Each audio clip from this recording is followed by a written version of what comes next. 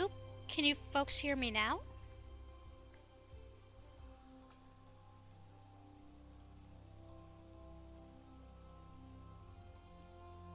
Oh, good. I have no idea. Okay,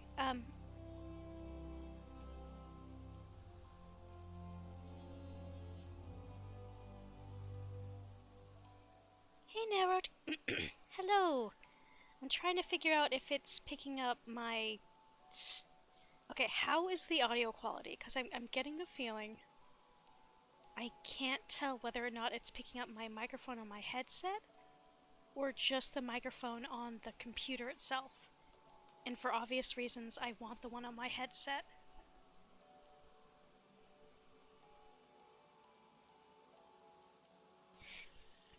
Audio's okay? Okay, good. Also, thank you for popping in, Narrowcon. I hope you're doing well.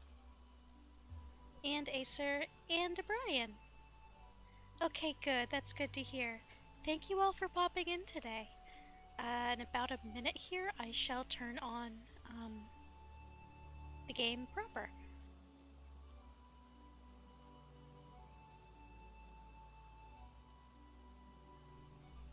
OBS is such a mysterious creature. I just had to, like, completely delete the cache a few minutes ago because it was doing that thing where OBS, the chat section was white, which usually means there's a cache issue.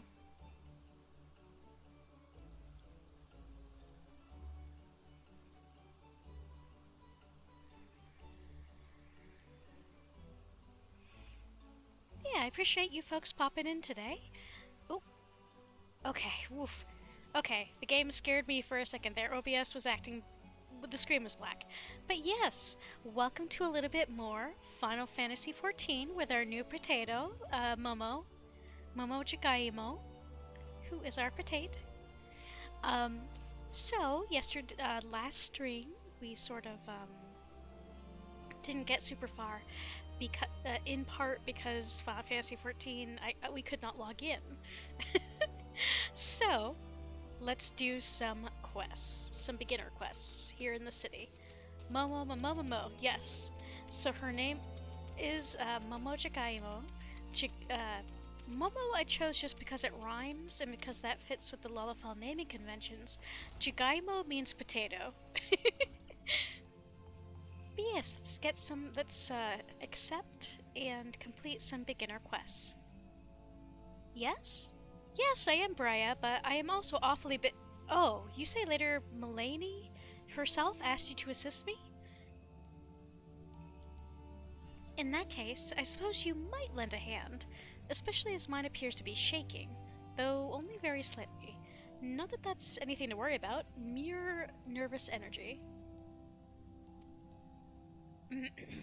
I would be exceedingly grateful if you would take this Azema rose oil and refill the sensors. There are two that require attention. Please have care not disturb the conjurers amid their meditations. You must be as quiet and unobtrusive as possible. Key items. 10. Um, I don't know. I think maybe that's just the default. I'm a lancer. I'm not a mage class. So we're filling it with this. A fragrant oil pressed from freshly harvested Azema rose hips. So for any folks not in the know, I'm basically just doing these new quests. I'm trying to, for folks who can't or don't want to play 14 themselves, I'm trying to be as thorough as possible with all of these starter quests and such. So progress in the game is going to be relatively slow. My thanks! I must admit to being rather impressed at how faithfully you followed my instructions. I always considered adventurers to be an uncouth and rowdy lot, but I see you are capable of courtesy as well. Lady Mulaney has a fine eye for character. You should feel honored that she chose you for the task. And incense and sensibility. And we're going to choose potion rather than ether because we're not a spell user. Potato can be rowdy. Essential oil. Brea is busy with preparations for the coming ceremony and needs an adventurer to bring her scarlet oil. Might you perchance be comfortable around Vilekin? If so, I have urgent need of your assistance. You see, when I was preparing for the forthcoming auguries, when I found, to my great embarrassment, that we lack the requisite quantity of scarlet oil. If it's not too much to ask, I would be most grateful if you could resupply us in time for the ceremony. Scarlet oil can be harvested from ladybugs, such as those found near the Bannock. 6 of the Vilekin should yield the necessary amount. Pray return to me as soon as you have it. I wanted to accept this early because, as you can see from some of these other quests, we already are required to leave Gridania to kill some other beasties outside. So I figured might as well accept a bunch of these quests at once to get as much done in one fell swoop. That said, we are gonna go slay the ladybugs, yes. So we're gonna go back to turn in this baby's first main story quest.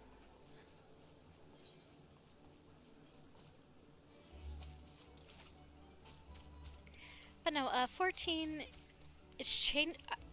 It occurs to me that I've been playing 14 for almost a decade now, which is a weird feeling, I must admit. It's changed a bit, but like it really is pretty beginner friendly. Alright, let's talk to Mother Mione, rather. The conquering hero returns. You have completed my little tasks, I trust? The 3 locations you visited will feature prominently in your life as an adventurer. It is best you grow familiar with them as soon as possible. And you took the time to listen to the woes of the citizenry? I cannot emphasize enough how important it is to lend your talents to one and all, no matter how trivial the matter may seem. The maps and towns confuse me the most. Yeah, to be frank, the maps take some getting used to. I will say though, 2.0, which is the version of the game that existed after it was re-released, the maps are so much better. Try looking up Final Fantasy XIV 1.0 maps sometime. They were truly a nightmare. I am thankful that you are an obliging sort, Momo. It is adventurers like you who will win the heart of the locals and pave the way for those who follow. I pray Gridania can rely on your aid in its struggles to come. Close to home. Oh yeah! Thank you, Jake!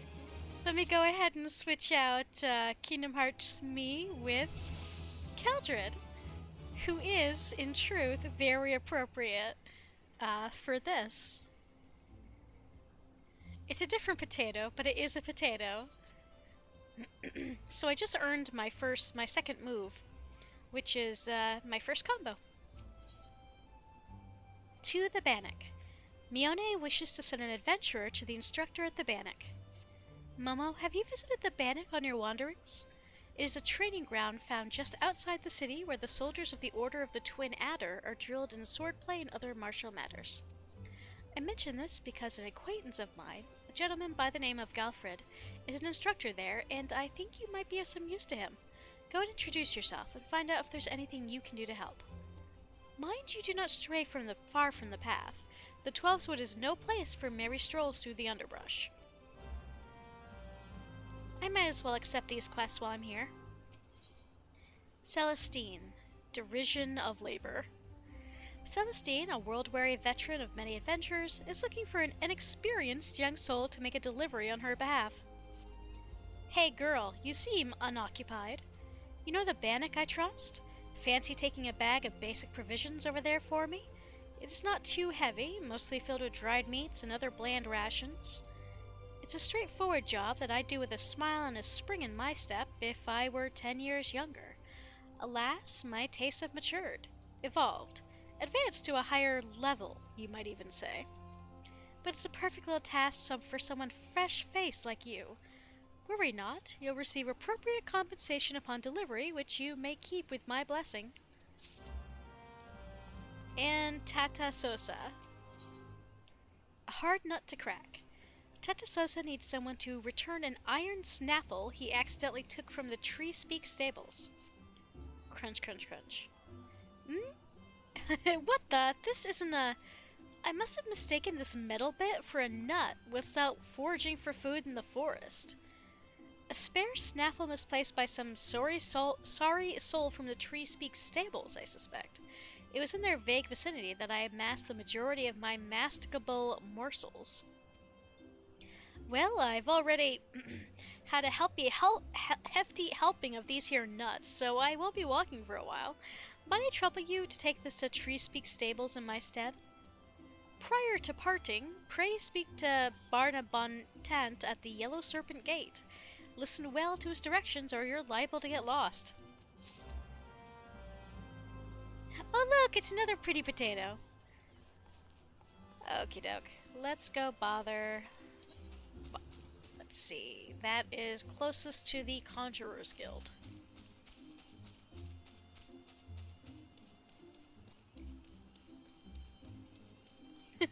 I probably should have turned off other player names, but I love seeing what folks... Oh my god. Wait, I gotta get a screenshot of this guy. Daddy Kuraga. Sorry, give me a sec. I'm getting a screenshot. There is something truly delightful about the names that people come up with in this game.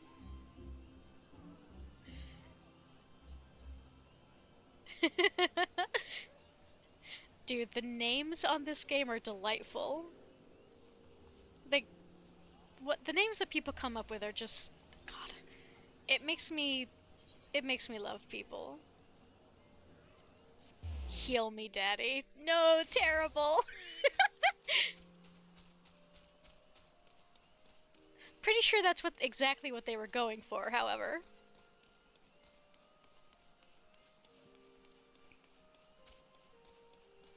Boop. Let's see. Nope, I'm all good. Alright, let's talk to him. On an errand for that glutton of a Lalafell? Aye, past this gate and to the west you'll find Tree Speak stables. If memory serves, that iron snaffle of yours looks like the kind they use on chocobo bridles. Bodewine would be the fellow to ask about that, of course. He looks after the chocobos there, you see.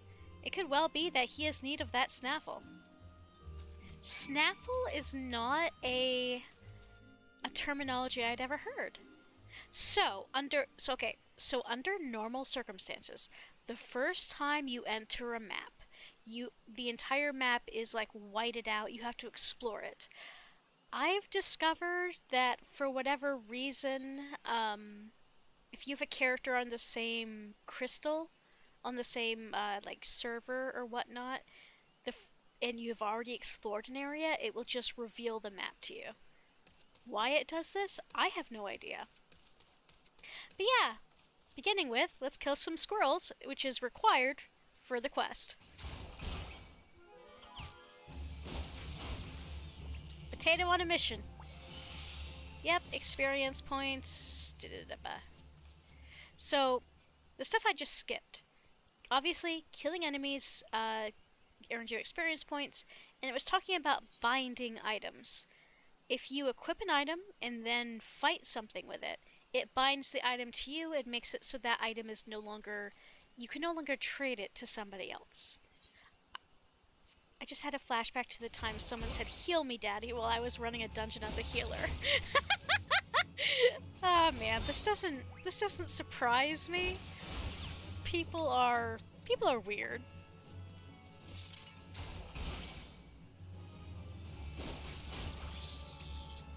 See, this is why I accepted a bunch of quests at once, because two different quests wanted me to kill these squirrels. Oh, ladybugs.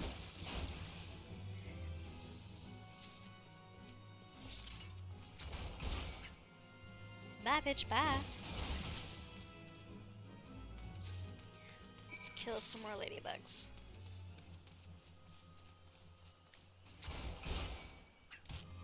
I primarily... So, the game is pretty beginner friendly, and early game tanking and stuff is not super difficult, but tanking and healing, I mean. But I tend to stick to being a DPS, which is just the damage dealers.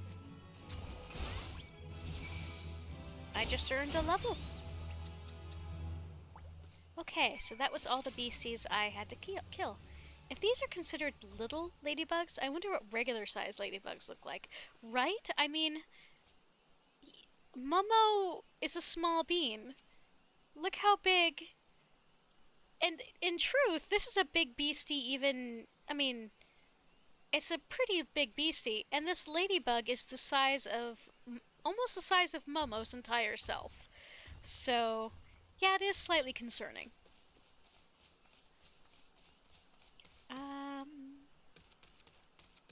Let's give me just a sec. I'm gonna go back to this city really quickly. Because, actually, where's the... Oh, never mind.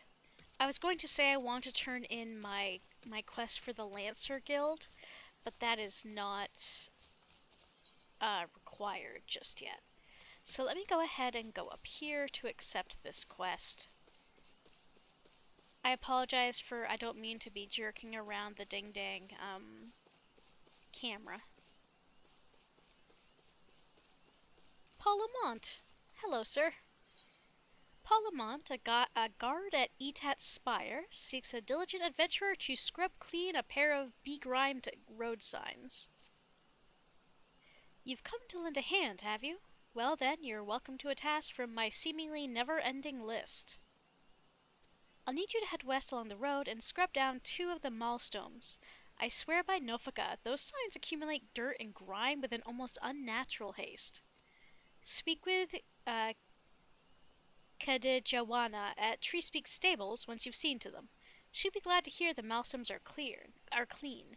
For the next 3 bells, at least. The Lancer Guild as in Lancer from Deltarune. Find me some stump salsa. Packs of bloodthirsty Ixal have been spotted not far from the city walls, and in the vicinity of several of the camps besides. You may think yourself a match for them. You might even be right, but I would advise you to exercise caution all the same. Let's see.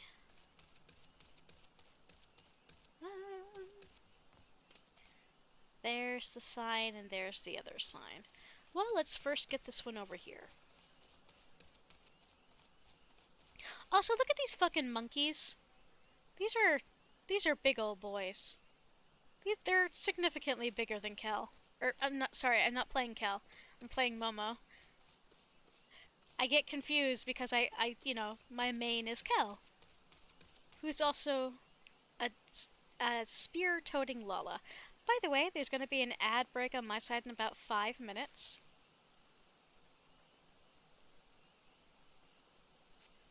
Yeah, we cleaned the Malm Stone. So, They use really old-fashioned terminology, or I'm not sure if these are actual terms used in real life. A malm is, I think, a mile. So this is a milestone. Versus an ilm, ILM, is an inch. They also use bell in the place of hours. It's very old, old-fashioned terminology. Which, sort of lends itself to this setting we are in.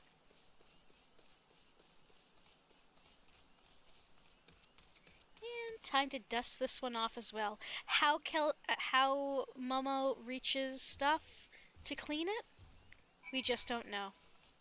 But part of why I accepted that mission was because it brought me here, where I was supposed to go for other missions. Oh. Hello, ma'am. What's that? You've been cleaning malmstones. Why, thank you. With all the chores that need doing around here, I was afraid they would be left to get even filthier. It's not just that they're an eyesore, by the way. In that state, the creatures around here are wont to lay their eggs on them. As to why, well, I can only assume their preferred nesting trees are in short supply these days. Be that as it may, we can't have monsters hatching from roadside signs. These paths are dangerous enough as is. Perhaps a sprinkling of sting brew would keep the beasts away. A clear sign. Giant monkey eggs. I mean, that wasn't where I was going with that. But you're... now I'm concerned. I was thinking more of the ladybugs. Death to the bean thieves. Kuida Jawa at Treespeak Stables needs someone to slay Oppo Oppos and recover stolen property from Hearsmill. Did you hear about Demeta of Hearsmill? Apparently, Oppo Oppos crept into her stores and made off with her muntoi beans. Ordinarily, Oppo Oppos wouldn't go near them, what with the foul odor and even fouler taste, but food has become scarce of late. Truth be told, a good many of us are glad to be rid of the stench. Still, I can't stand to see Demeta so dispirited. Would you track down the thieving Oppo Oppos and recover the muntoi beans? I'm told 6 bags were taken all told. Demeta is well respected by all the women of Hearsmill, so it would do you well to earn her favor. So be polite, smile, and don't interrupt if she goes off on one of her tangents. Hearsmill lies just to the north of here. You're likely to run into Oppo Oppos on the way. With luck, you might even encounter the bean thieves themselves. And let me grab some other stuff while I'm here. No steel beans.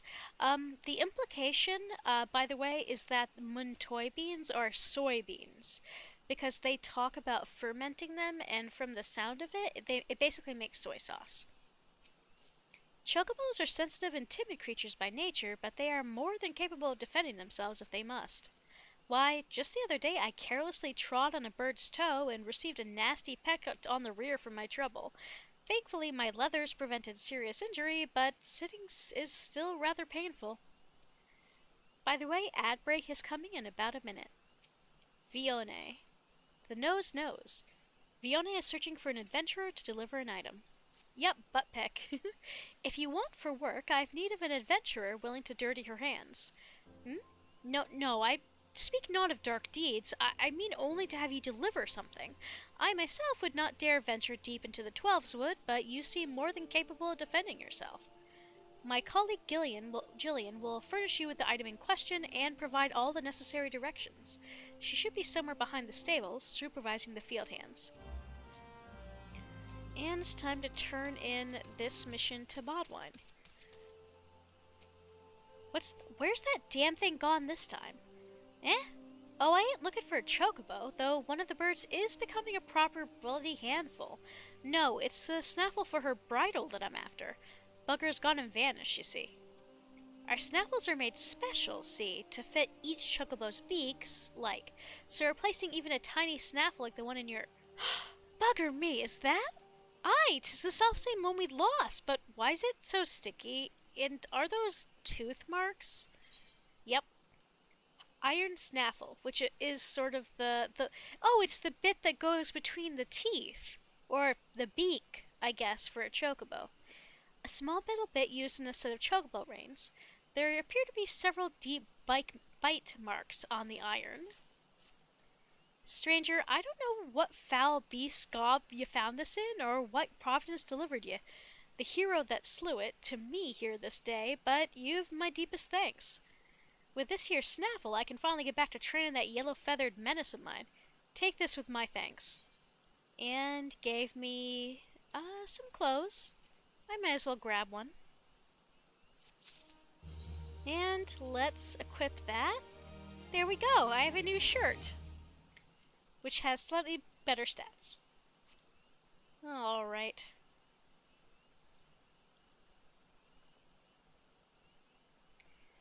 I'm going to continue talking to folks, but I won't accept this mission until after the ad, I think.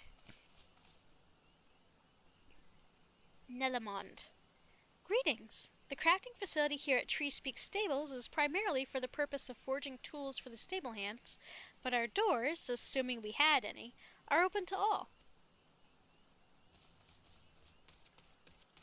Let's see, who have I spoken with or not spoken with? Look at all the babies! Chocobos in this game are so fucking cute. Look at their big ol' face, look at their big ol' eyes. The babies!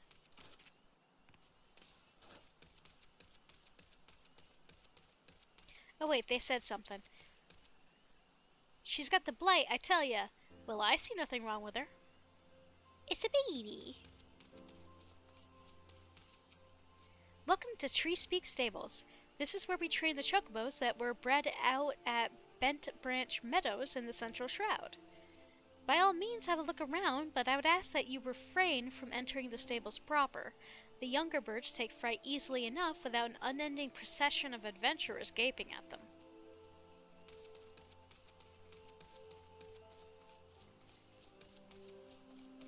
And this is where we grow all the gizzle greens, which basically just look like giant. And I do mean giant. Oop. There we go.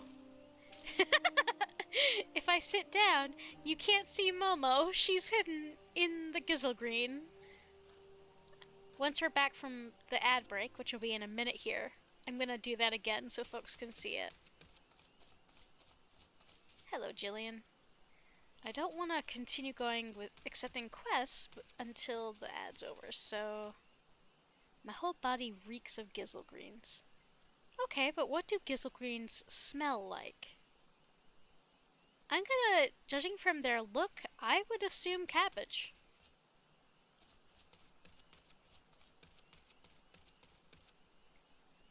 God, to be back. Yeah, we used to have a garden at the house. Growing up, we had a big ol', I grew up in the middle of the woods, we had a big ol' garden. And, I don't miss the labor part of it. A fine crop we'll have this season.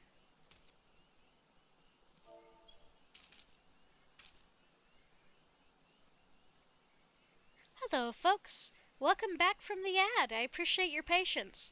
Having the ad here when it does means we don't have to deal with beginning ads.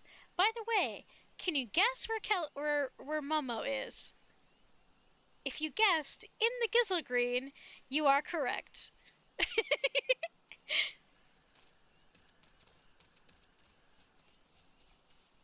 Honestly, the fact that you can clip through a lot of stuff in this game and that lollifiles are small enough to be hidden by these objects brings me a great deal of joy.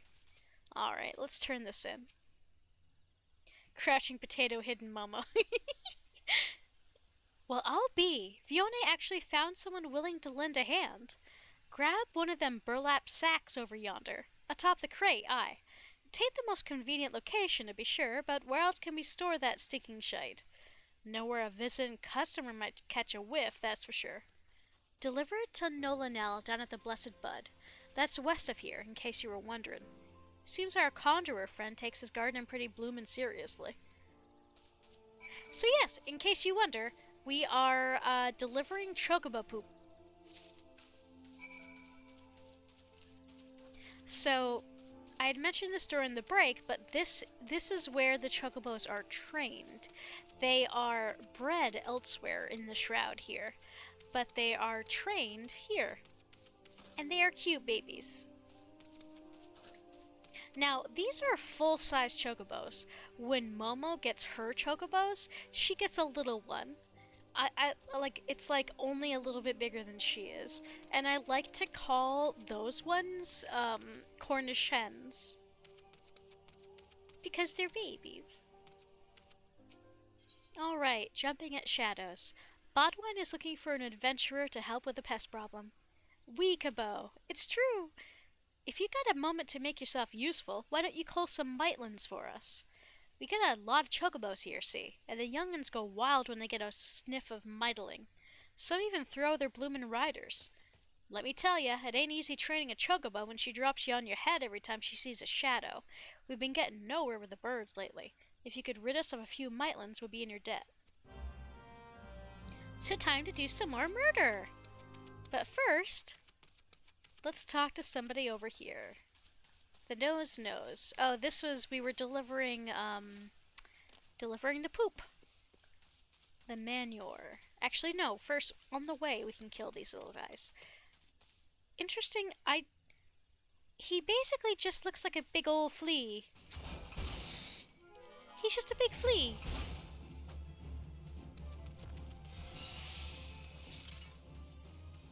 That noise was the sound of this new shirt bonding to me, by the way.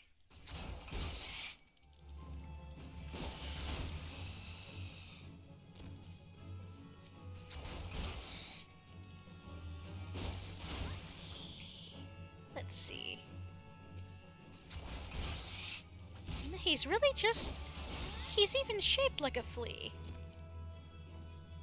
Yeah, I can imagine why seeing these things around would upset the chocobos. Oh yeah, fates. Full active time event. So these are just like little quests that exist in the world that have a time limit, and multiple players can come together to do them.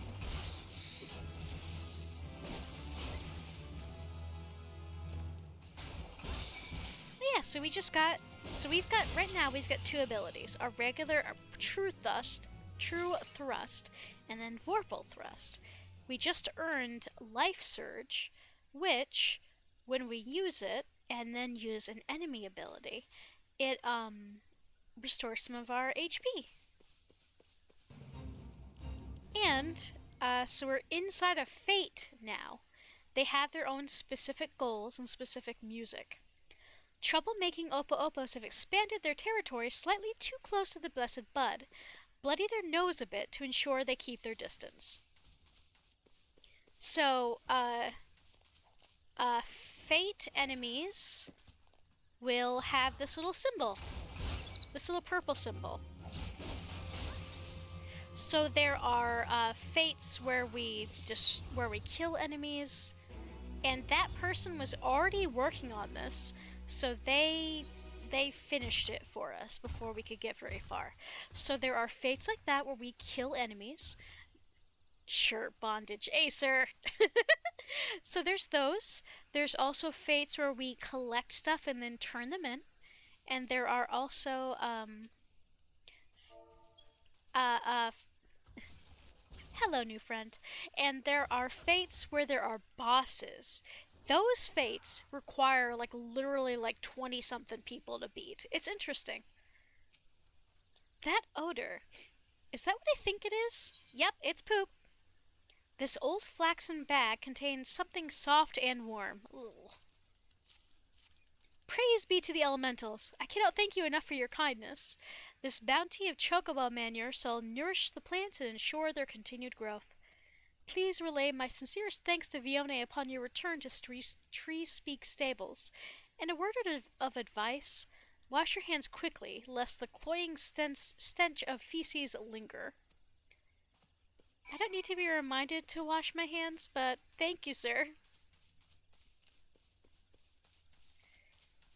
Alright, let's go turn these... Actually, no. Let's first kill some of these monkeys.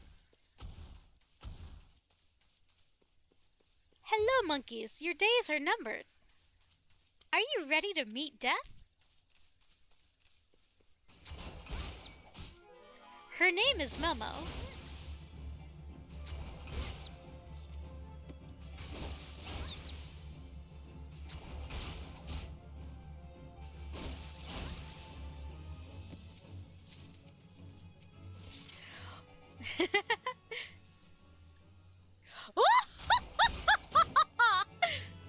It is especially required when I am dealing death, yes. Sometimes, I don't always do this, but sometimes I do like getting down to our character's level when playing as a Lala.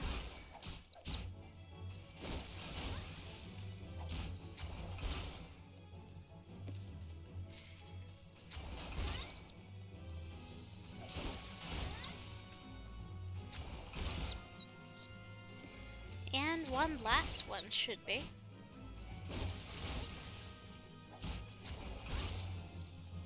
Okay. Well, let's first turn this one in, and then we shall go north, because up here in Hurstmill, we've got more missions. Mind you, none of these are required, but I'm having fun, and I would also like to, like I said, show y'all a legitimate experience of what you would get playing the start of this game. Welcome back, friend. I gather from that smell that the task is complete. Oh my, did I neglect to inform you of the sack's contents? I cannot apologize enough. That would certainly explain why you agreed to help when countless others turned their noses up at the idea, so to speak. Well, what's done is done. Please accept this for your troubles, along with my thanks.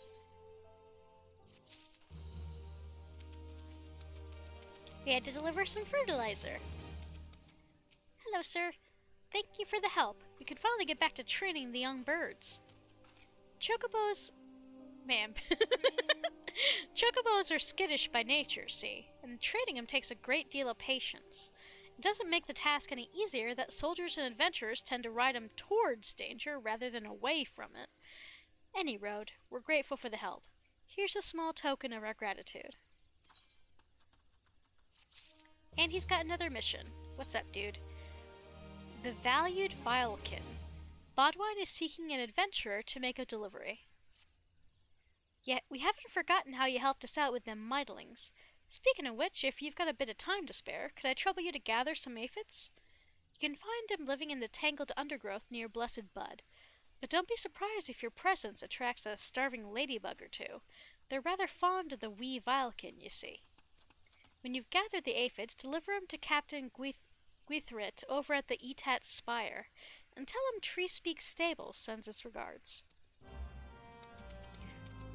I honestly really like these beginning missions because they also serve to, it's world building too. You get to learn about how daily life is in this area, and the experience is slightly different in each area. Like Gridania, you've got a lot of this stuff in nature. In Ul'dah, you've got a lot of missions, dealing with money and deliveries. Limsa is like all piratey and stuff, so there's a mix of the two. Ooh! Shuba snacks. Every few moons, a Meitling hatches that is several times more violent than his brethren. This creature is known by the local small folk as Shuba. Slay the Valken before it has a chance to reach adulthood. I suppose I could. It's only a level 3. Where are you? Hello!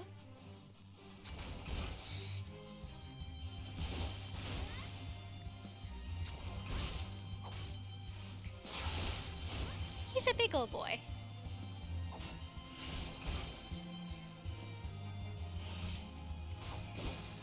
And we were slowed for a second. We still are. Giant tick. Yeah, no, I am absolutely killing it. Yep, okay, so that is it. We got slow cast on us.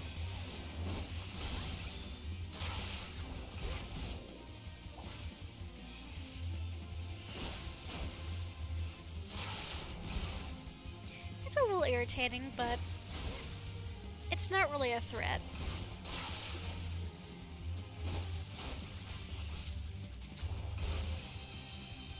Bye, bitch, bye. And that got us another level. I won't complain. Now let's turn in this mission. Or not turn in, rather. We were looking for aphids here. Oh! Dew Drinker Ladybug.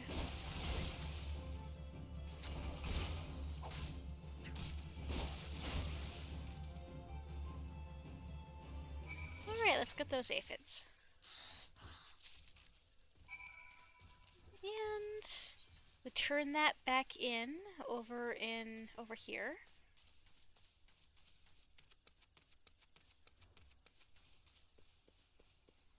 Now I might go back to Gridon. No, when I hit level 10, regardless of where I am, I'll go back to Gridania, because I'll have to turn in my Lancer stuff.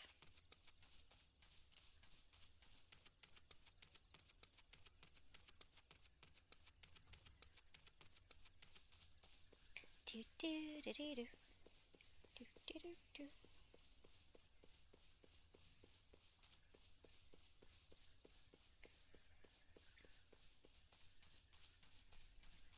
We meet again! What's that? You have something for me? I've got aphids.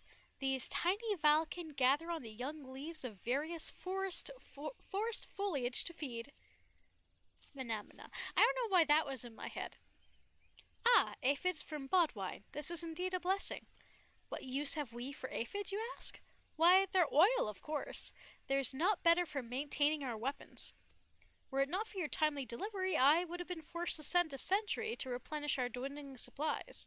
I'll have to thank Bodwine personally. And thanks to you as well, friend. I was hoping for giant aphids. That would be tasty. Eee. Alright, what mission do you have for us, sir? No quarter given. Guthrit wishes to enlist the services of an adventurer in the fight against the Ixal. Ah, Momo, just the person. Your efforts on behalf of Treespeak Stables mark you out as a genuine talent. If you have confidence in your battlecraft, mayhap you would agree to help us in our fight against the Ixal. According to reports, Ixali scouts have been sighted by the river due west of here. Though that area is uninhabited, it borders Treespeak Stables and the Blessed Bud. We mean to drive them off before they can threaten our people. If several of their scouting parties were to be summarily dispatched, it might give their leaders cause to doubt the wisdom of their plan. Slay 2 Ixali Dull Talons, 2 Ixali Lost Wings, and 2 Ixali Slowbeaks. Show them the price they must pay for setting foot in our territory. Never mind the fact that I'm pretty sure the Ixal lived here long before any Elezen did, but MBD. Yes, there is fall damage. No, it is not lethal unless you are in battle. Sup?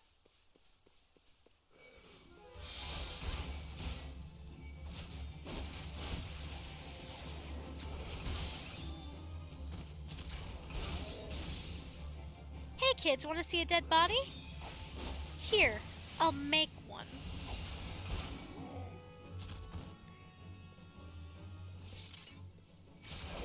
I do think the Ixal have such a fun design, though. I mean, look at him.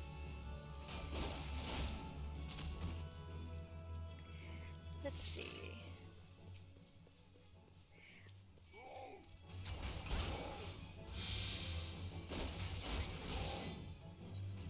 Oops, that's not the button I meant to hit.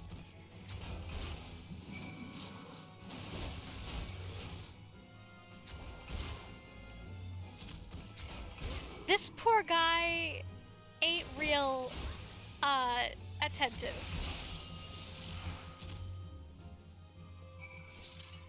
Alright, let's go turn this into the person over here. Oh yeah, I should... Now, technically, you are discouraged from going in this area because this is a level between, I think this is a level 40-ish area, and we are level 7. But I'm probably gonna run over there anyway, regardless of how ill-advised it is, to attune to that etherite at Fallgore Float. I like to live dangerously.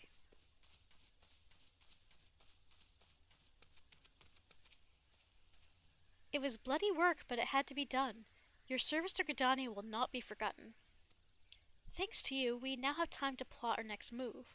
We could muster our forces and take the battle to the Birdmen, or consolidate our defenses before they return. I must needs consult with the commander. Thank you. Okay. Well, what I'm gonna do is, ill-advised. Nice, don't die. I mean, I can't promise I won't.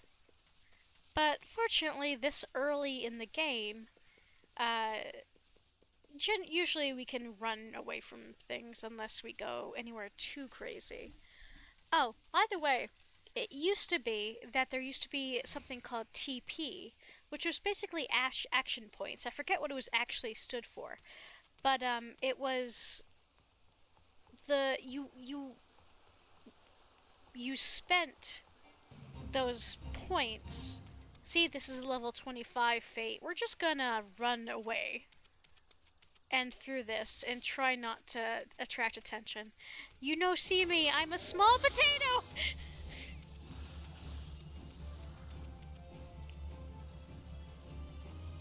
I'm a small potato.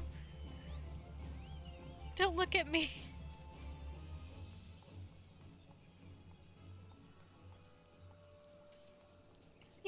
I gotta say, that is still pretty. Potato stealth run. Any percent speed run. Teleport learned, yes. Okay, so this is our second etherite, second town, so to speak. The next time we come here, I will talk to, actually, you know what? Why don't I not be lazy? Why don't I talk to people here to show them off? The building behind me there is the Bobbing Cork. It's a popular establishment with merchants and adventurers alike. If you mean to explore the lands around Falgord, the Cork is the most comfortable place to make your preparations. It's basically an inn.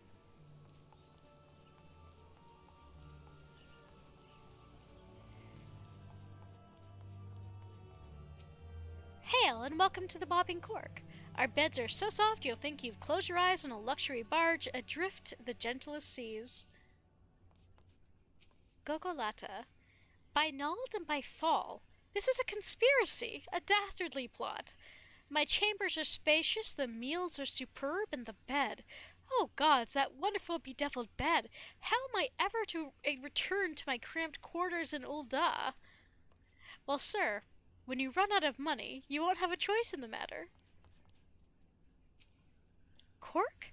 Why, one uses it as a stopper, very useful for meeker sorts of potions, I can speak.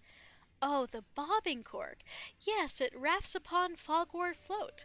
Why? Well, lakes need no clearing, but forests do, or so they tell me. Damn and blast, that hurts. The Ix'll peck hard, curse their godless feathered hearts. Sir, they're not godless. They have a goddess. That's the whole problem. They keep summoning Garuda. Is this person elf-splaining corks? Yes. Gods, heal already. I have places to be. I'll bet Mia Molcott didn't become what she is playing nursemaid to some clodpole. Take a seat and loosen your weapon belt, adventurer. The wood whalers keep the peace here in Bobbing Cork. Or in the Bobbing Cork, rather. Sorry if this is boring for anybody, I'm sort of re-experiencing the game again. This is an excuse for me to talk to everybody all over again. This hallway leads to the guest rooms. Only patrons of the inn are permitted beyond this point. I suggest you head back downstairs if you haven't made a reservation. Which I haven't. 'Cause you can't. It's nice and calming, I'm glad. I wouldn't take the path north, my friend. Proud Creek is thick with Dullahans, and they'll be the least of your worries if you decide to stray from the road. Unless you have a small army of companions to make a journey with you, I'd find another way to get where you're going. It purty. This gentleman is part of quest stuff that will happen much later. I think for the warrior quest line? I forget.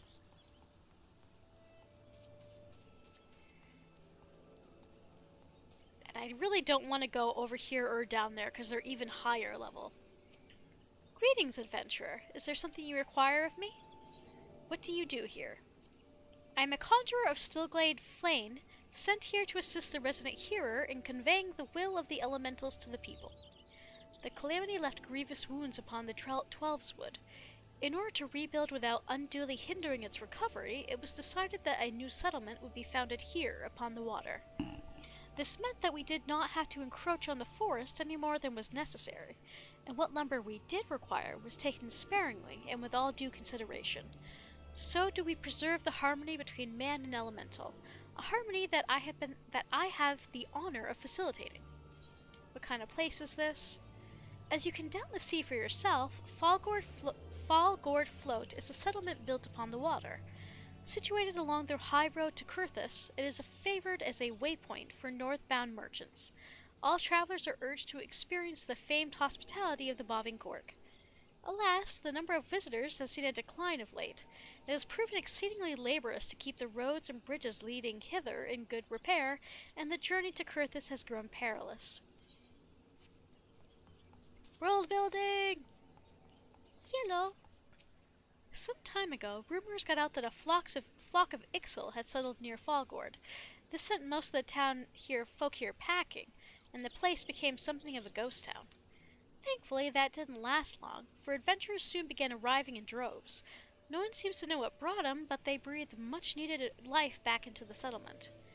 Feeling safer for the adventurers' presence, them as fled eventually came back, and now Fallgourd thrives as it's never thrived before. So, fun fact, it is true that there is a group of Ixal nearby. They are right here, and they are some of the only peaceful Ixal you get to meet, because they are they're part of a crafting part for section of the game for A Realm Reborn. It's actually really cool. I super enjoy it. The crafting stuff in this game is so much fun. What do you think of our little town adventure? It was built on top of the lake here, so we don't have to carve any more wounds into the forest. Fallgourd Float may sound like an odd name, but it makes a great deal of more sense once you see how the place was constructed. Hello, ma'am. Have a care when exploring the southern reaches of Alder Springs. Though I understand the desire to examine that massive structure up close, the surrounding area is rife with lumbering golems. They all float. We all float down here.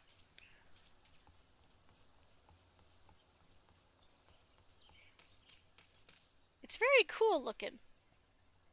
But it's not like that's almost level 30, dude, so we're not going any further. But hello. Heading to the south? Not much out there but rocks and deadwood. I can't imagine why anyone would want to travel that way. I suppose you adventurers would consider that god-forsaken wasteland the perfect place to test your survival skills or some such. Weep-a-choo! Oh wait, I need to talk to these folks. I mean to brave the ice-rimmed passes and travel north to Kurthus. The journey is like to be brutal, thus I tarry here to build my reserves of strength before setting out. Have you seen this spectacular view from the cliffs to the southwest? Boulders floating in midair, the massive rune-carved wall thrusting upwards towards the heavens?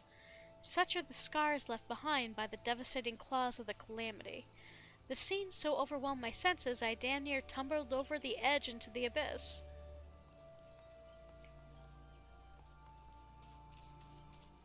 So, when everything happened with Dalamund, giant shards of that artificial moon rained down and pierced the ground. So they're just kind of sticking out of the landscape. Alright, now that I have more or less, I think we've got one or two people left to talk to, but apart from that, we'll be on our way. Falgard floats famed for its fragrant teas and warm hospitality. With such comforts at their disposal, wayfarers oft find that they're in no great hurry to resume their journey and face the perils of the road.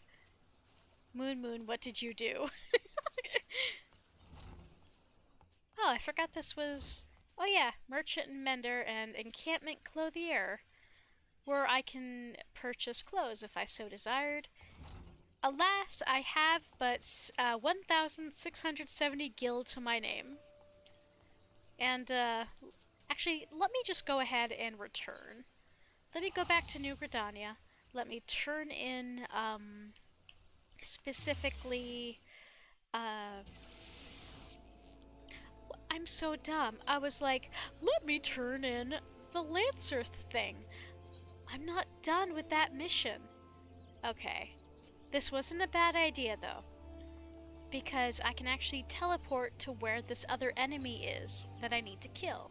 It's at the Blue Badger Gate, which is in Central Shroud. As you can see, I haven't explored here yet. But because I explored this area on a different character, suddenly the map is revealed to me.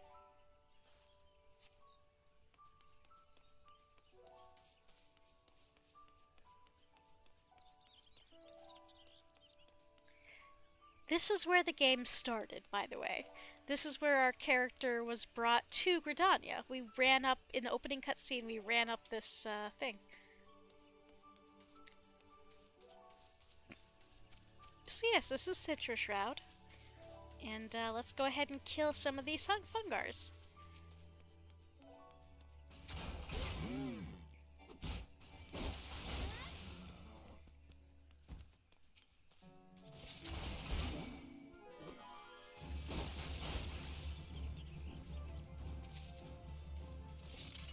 This is another case wherein there's, we are,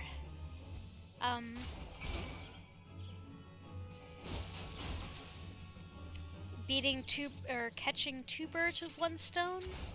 What's the word? What's the phrase? I forget.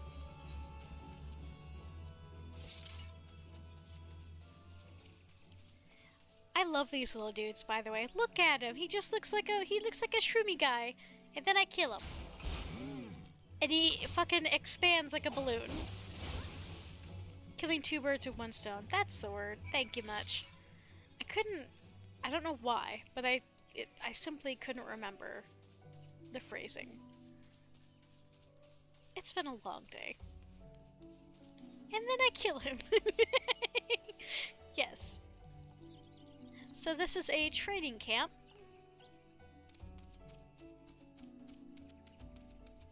Let's turn this in. A delivery, huh? You're certain you weren't followed. And basic provisions. A large bag filled with various dried meats and fruit entrusted to you by a hardened adventurer named Celestine. Yes, this is what I requested. Strange. I was expecting someone with rather more experience. I usually balk at such outrageous payments prior to delivery. Honestly, I'm amazed you made it this far. These woods are teeming with anoles and other nasties, ready to make such a quick meal of the unprepared. I commend your bravery and thank you for your troubles. Here, take the remainder of the fee. I should be very happy to employ you again. Wait, did you see that? It looked like an anole. Quickly, go before you bring it here and get us all killed. Ma'am, you're a warrior. Calm your tits.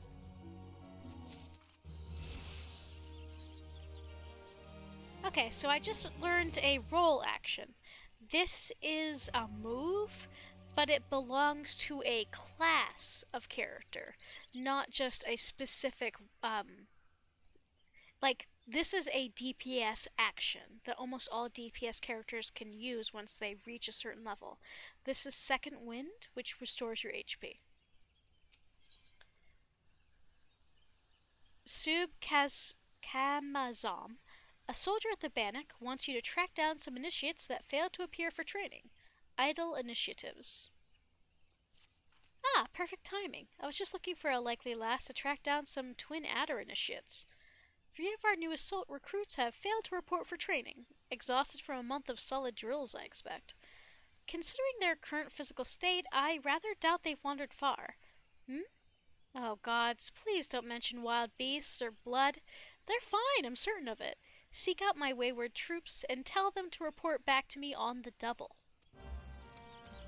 Might as well accept this one, too. Morlin, a serpent at the bannock, is seeking a volunteer to gather materials used in the training of recruits. Ho there, adventurer! If it's work you seek, then look no further. Instructor Marius Stell needs a volunteer to bring him some bog Yarzon shells for the recruits to practice on. You'll find Yarzons in the river south of here. Once you pry the carapaces from 4 of the creatures, take them to the instructor. And we should actually turn in this main story quest. Greetings, Momo Jagaimo. Mione sent word to expect you. My name is Galfred, and I am responsible for training our twin adder recruits. Thank you for volunteering your assistance. The 12-Wood is much changed since the calamitous arrival of the several umbral era 5 years ago. The power of the elementals wanes, and the harmony of the forests gives way to chaos. A great abundance of life has been lost as the strong run rampant, stifling the weak and the new sprung. Though it may not appear so to the eyes of an outsider, the 12-Wood is ailing, its once rich variety a fading memory. For the citizens of Gridania, the restoration of the forest is a sacred duty, and it is my hope that adventurers such as you will offer to aid them in their struggle.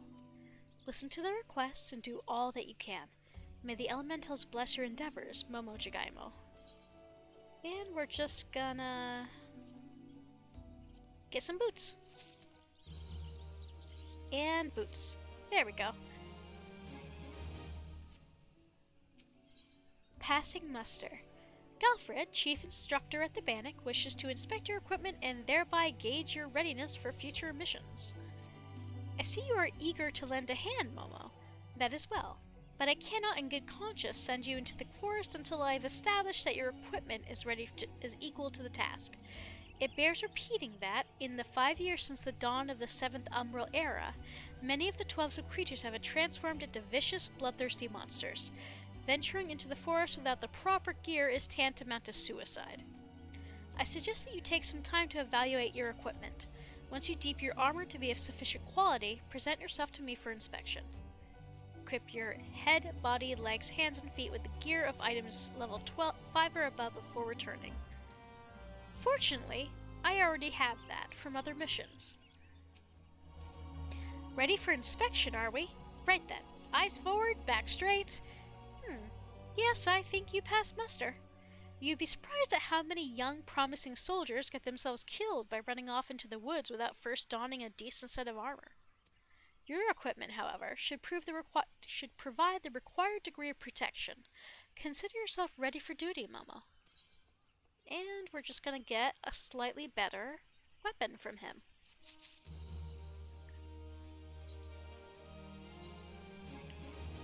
There we go. Ah, Momo. By your tireless efforts, you have proven yourself a friend to Gridania. I believe that you can be trusted with sensitive intelligence. I would assign you a mission of considerable import, yet the need for secrecy prevents me from disclosing its details until you have pledged your participation. I am authorized to tell you only that it concerns suspicious activity in the 12-Wood. Say that you will lend us your aid, and I shall proceed with the briefing. Chasing shadows. Galfred needs an adventurer to investigate suspicious activity in the 12-Wood.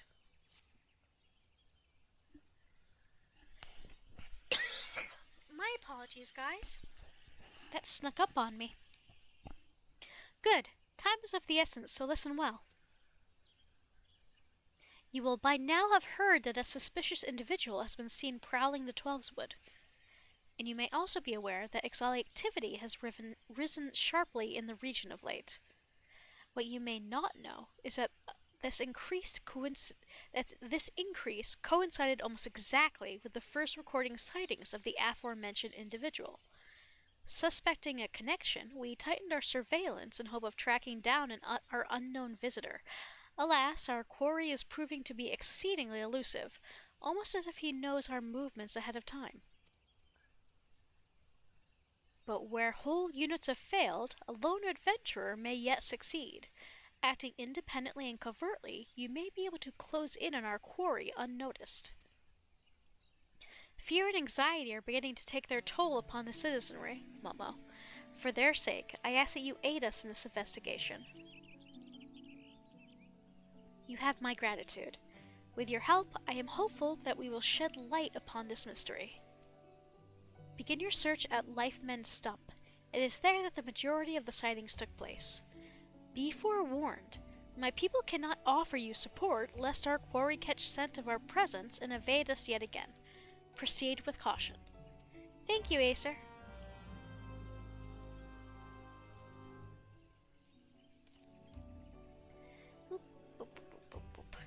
So, I'm going to finish up a couple of these small quests here, and then I'm actually going to return to Gridania, get the next Lancer quest, and go from there.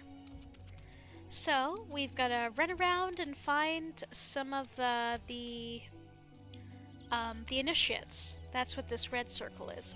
First things first, let's talk to folks. Excuse me. Let me get some water.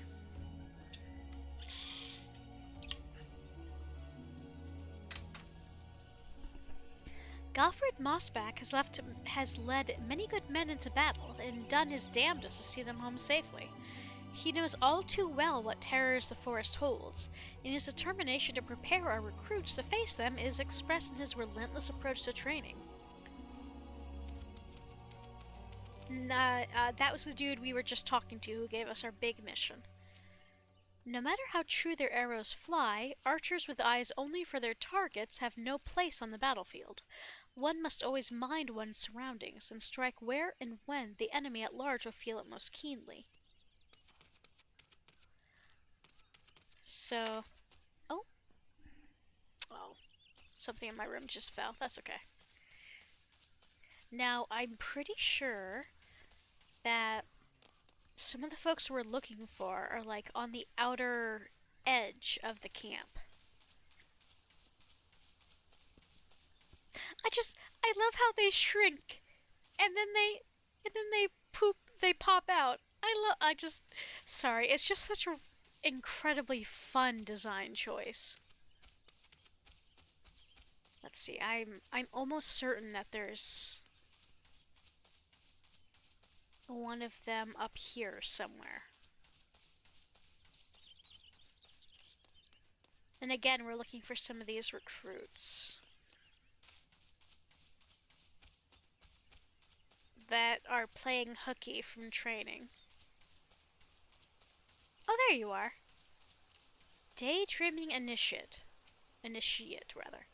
Such a soothing sound. One day I shall build a home by the river. Who are... You say the sergeant's looking for me? How long have I been here? What bell is it now? Stand aside, I must make haste. Somebody just got distracted, clearly. Also, time to kill Daddy Longlegs. I hate these things so much.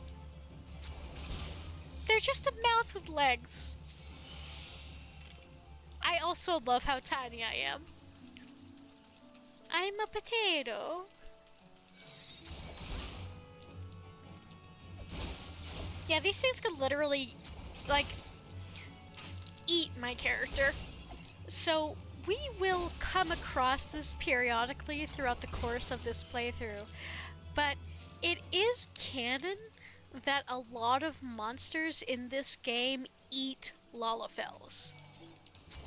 Just because they're just so small, like, they tend to be targeted by the beasties. Hello, friendo. You're not a mission person, but hello. Ahem. If you don't mind, I'm trying to meditate. can't eat us if we spear them. Exactly. This is why I do the stabby. Meditating initiate. Can you not see I am attempting to become one with nature? Leave me be, good madam. What? Sergeant Kamazam sent you? Matron's teats. I better get back before she makes her boot one with my backside. The way, I gotta say, trying to read how these folks speak is sometimes very challenging. Did I already talk to y'all? Yes. Oh, hello! He's Speepy. Wake up! Just a few more minutes, Mother. Huh? Sergeant Camazon? Oh, F droppings. I must be late for training. Aw, poor person was just tired and take a nappy nap. Thank you, Momo. All initiates are now present and accounted for. It's always the same, you know. A handful of recruits invariably lose focus a short while after being assigned to their new unit. That first rush of tension and excitement wears off, and the strain from constant drills begins to show. Reprimanding them isn't always the best solution, though. I've their morale to think of, after all. Still, I might give them a quick blast for good measure. What can I say? This is one battle I'm not afraid to fight.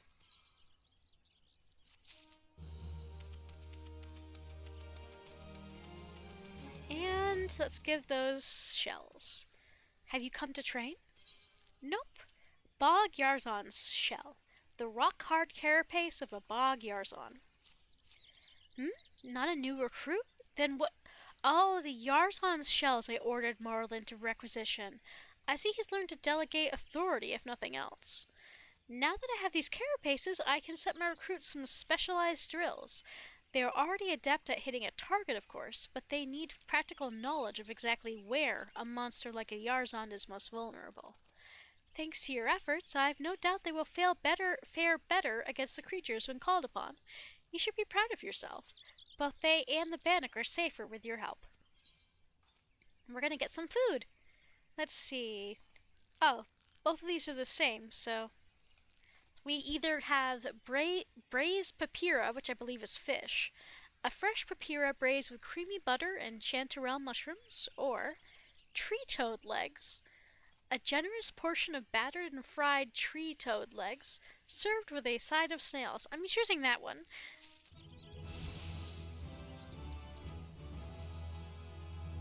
I only just noticed the time. No worries, Tori. You're all good. You really haven't missed all that much. It's just been doing some beginner quests. But welcome to the stream.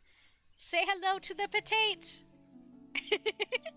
So, food is it is not the most important thing in this game, but it is a useful part of the game. Eating any food will give you an experience point boost. It will also, depending on what food you consume, give you a stat boost. I killed a giant tick. Yes, I did. So, in this case, this gives me plus 3% experience point bonus for half an hour. It also ups my direct hit rate, vitality, and spell speed. Direct hit rate is best for pretty much all classes, mostly physical deeps.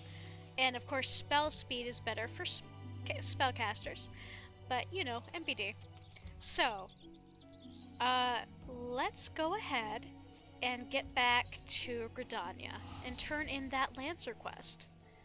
For the looks, not for the tick, although I respect that. Yeah, she is my Popoto. Let's run over to the Lancer Guild. Whoop. By the way, my apologies in advance if the camera and stuff ever gives anybody motion sickness. I do endeavor to not have that happen, but I feel like unfortunately sometimes it's unavoidable. Yes, I'm actually rather happy. Like, it is a simple design, but I do think Momo turned out pretty cute.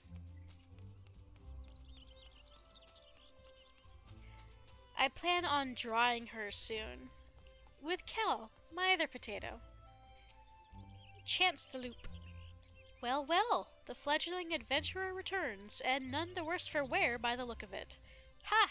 You may yet be of some use to this nation. On behalf of Gridania, I thank you. And we're just gonna take the money from him.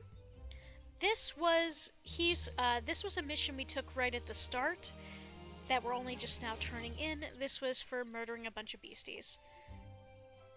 Oh, this is the archery guild. I just came over here because I had that mission. Let's go to the Lancers Guild. So fun fact, when I first played this game, I chose to play as a Lalafell because Kit told me he didn't like Lalafells. And I'm a little bastard. And I chose Lance for Keldred, my first character, because I thought it would be extremely funny for a Lalafell to wield a weapon that was as big as she was. And I was right. The scrolls are dealt with then. Very good. I'm pleased to see you have proven yourself useful. What's that? You wonder what happens to adventurers who fail to complete such trifling tasks? Why, such sluggards soon find there is no place for them within the city. And where do they end up after leaving Gridania? Well, you shall hear the truth of that before long. Reminds me in WoW with the gnomes as warriors taking giant stuff. Yeah, I'm deeply amused by any size difference stuff in this game. Like, that's why whenever I play a Lala, it's gotta be the smallest possible Lala. And if I'm going to pay a character that is not a Lala, they have to be the tallest possible character. No middle sliders for me.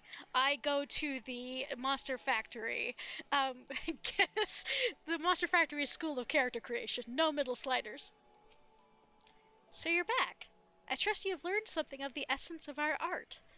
A lancer learns best when he is doing, each thrust making him stronger. Such things as strategy and technique will come in time. And never forget courage. Without it, you cannot hope to realize your potential. Your look betrays no hint of doubt. I would have you take this with you. I would have you take with you this hunting log. It bears the names of the creatures against which a lancer may hone his skills. I will next time you invite Pam. Exactly. To be sure, there is no one single way to master our art. The log serves as a guide should you find yourself in need of direction. That will be all for the present. Now take up your weapon, sally forth, and cut a path for yourself. When next we meet, I hope to see you stronger for your time out in the world. And we just earned marmot steak. A fillet of marmot grilled with sweet wild onions and pungent Garlean garlic. So the Garleans are the enemy, the Empire. And they are also basically fantasy Russia.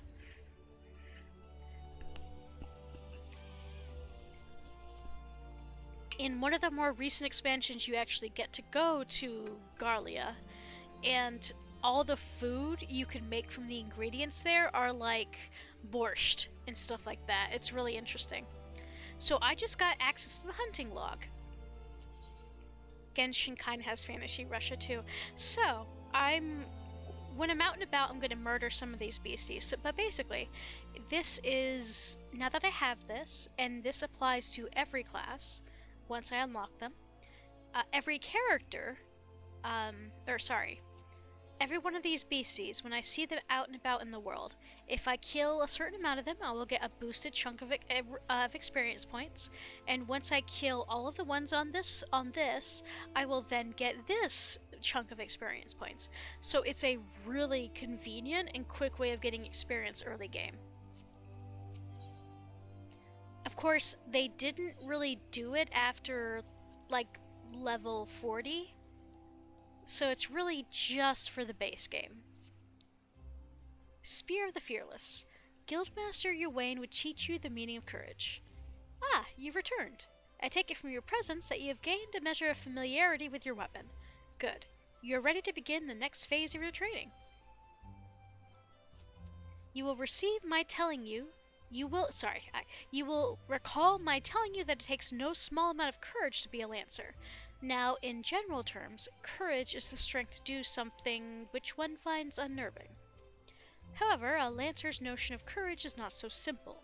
Having first drawn a distinction between courage and recklessness, he then divides the former into two aspects. I would have you learn each with the spear in hand. The first is composure. When outnumbered in battle, a lancer may lose his composure and succumb to panic. Should this happen, all of his training will swiftly flee his mind and he will struggle to overcome opponents whom he would ordinarily have bested with ease. He will, in short, contribute to his own defeat.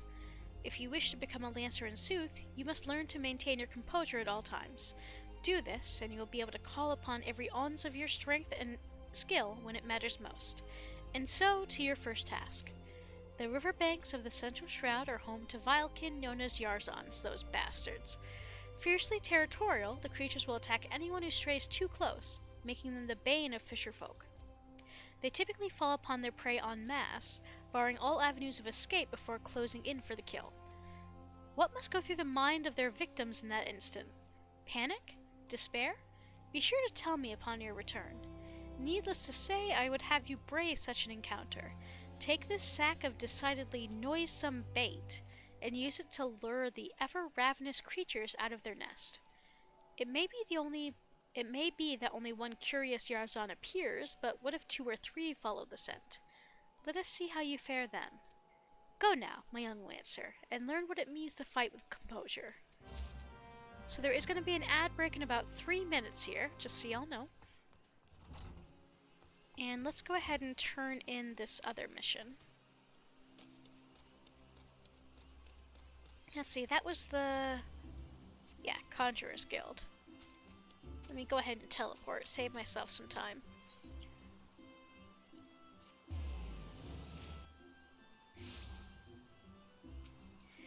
Alrighty. Pachoo!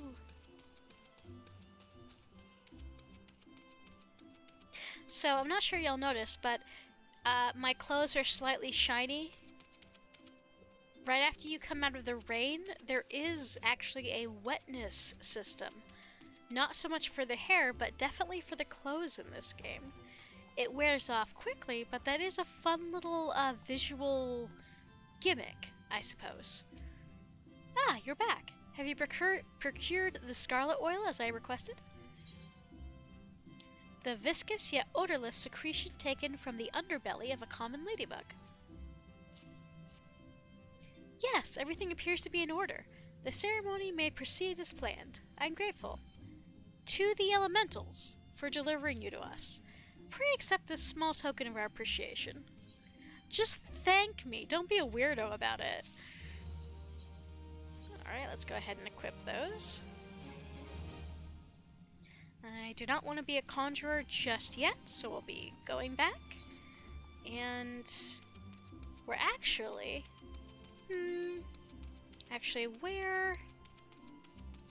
Let's go ahead and let's, real quick, go fight these Yarzons and attune to Bent Branch Meadows. Let's see, the Blue Badger Gate is where we're headed.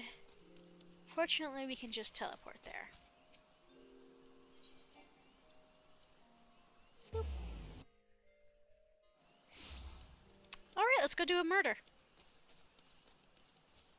Oh, so this little symbol here, just above the squirrel, means they are part of our hunting log. So we're just gonna casually kill enough of these for the hunting log.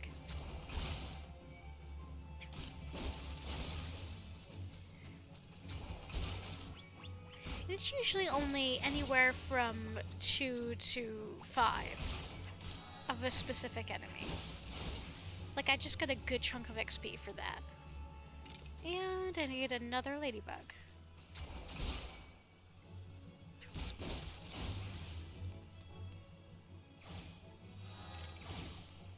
So that was my indication that that other thing was done. So as you can see, these first 2 entries are done. And I'll continue poking away at that as we move forward. Speaking of which, hello! Goodbye.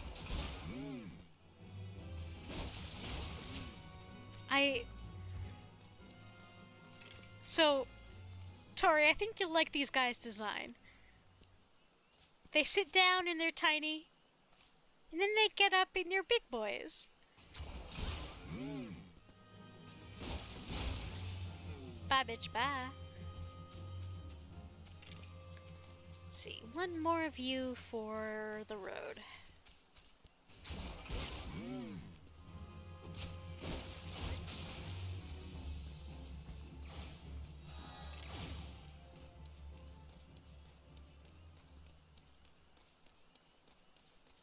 Alright, let's go ahead and kill some more of those damn daddy longlegs. They who I hate. Oh, these guys are also on my hunting log. Fs, which are basically just giant fucking... Oh, sorry, the ad break started.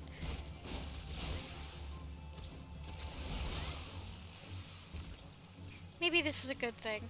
That way, as few folks as possible will have to see the Yarzons.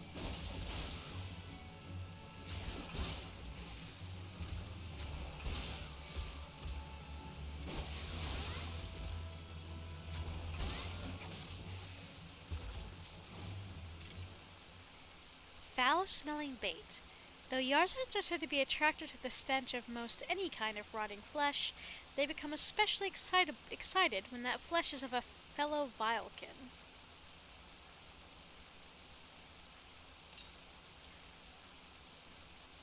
You feel a ravenous gaze. They hongy. Well, that's a shame, because I don't really feel like becoming dinner.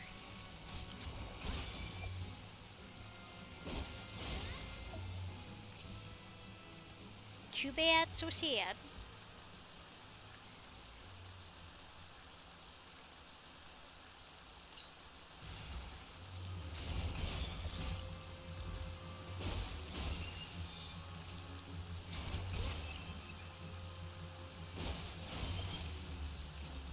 And one more. Oh, actually, no, we're done. Now, I'm gonna take a sec and go back to Gridania, because this specific mission has a second part to it that I'm going to have to come back out into the Shroud to complete. So I'm just gonna real quick go back to Gridania and talk to Gawain to get me the second part of the quest.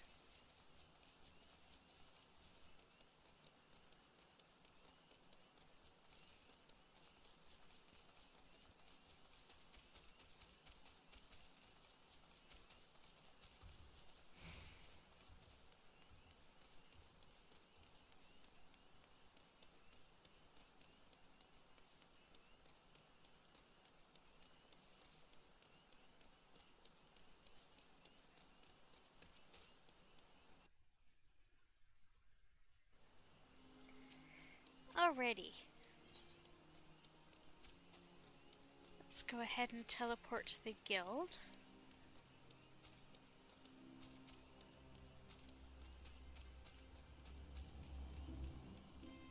Hello, my dears. Thank you for your patience with the ad break.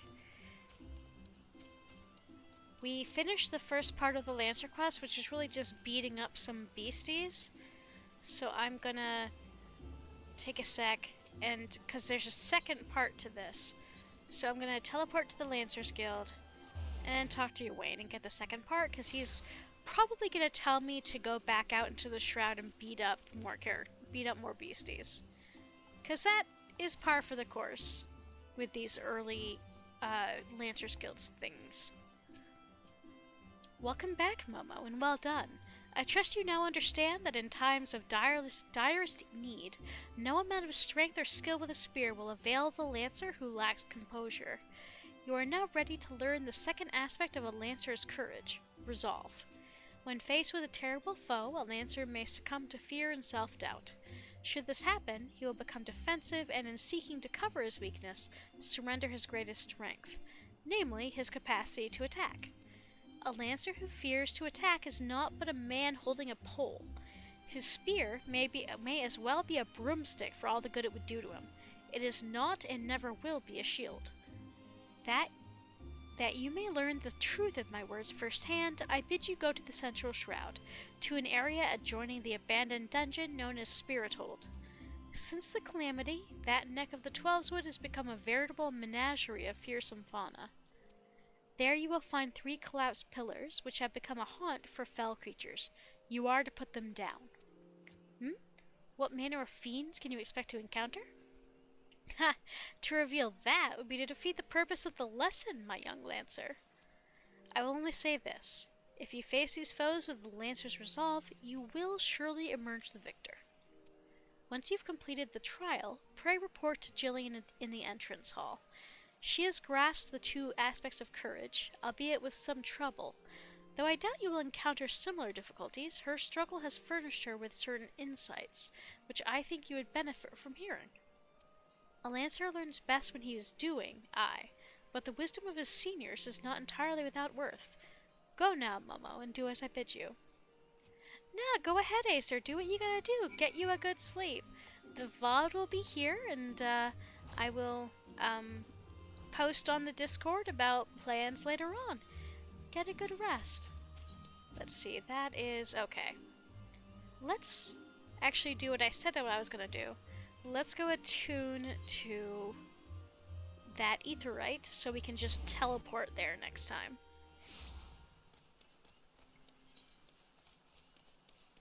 So that's main mission territory. We are instead going to go to Bent Branch Meadows.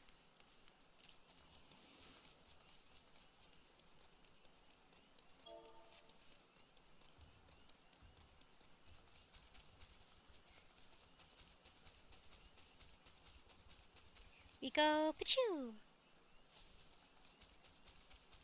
Let's see, this is the training ground we were in before. Oh no, never mind, this is the Bannock. I can read. Let's talk to folks. This here's the Bannock where twin adder recruits are drilled. You're free to observe, but see to it you don't get in anyone's way.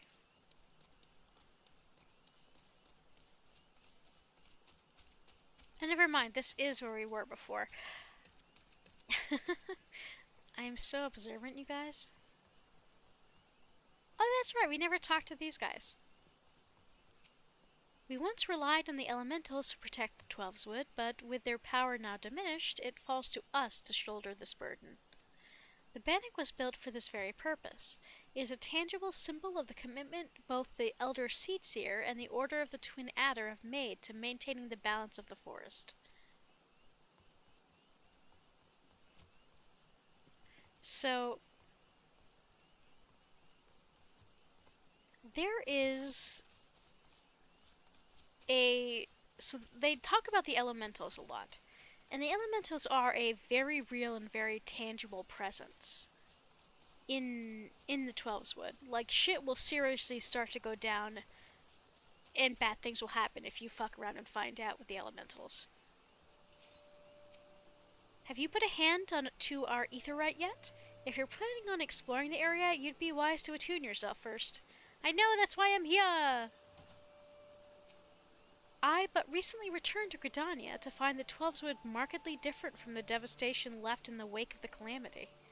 My heart stirs to see new life sprouting amidst the ruin, truly it does, yet I cannot help but remember the land as it once was.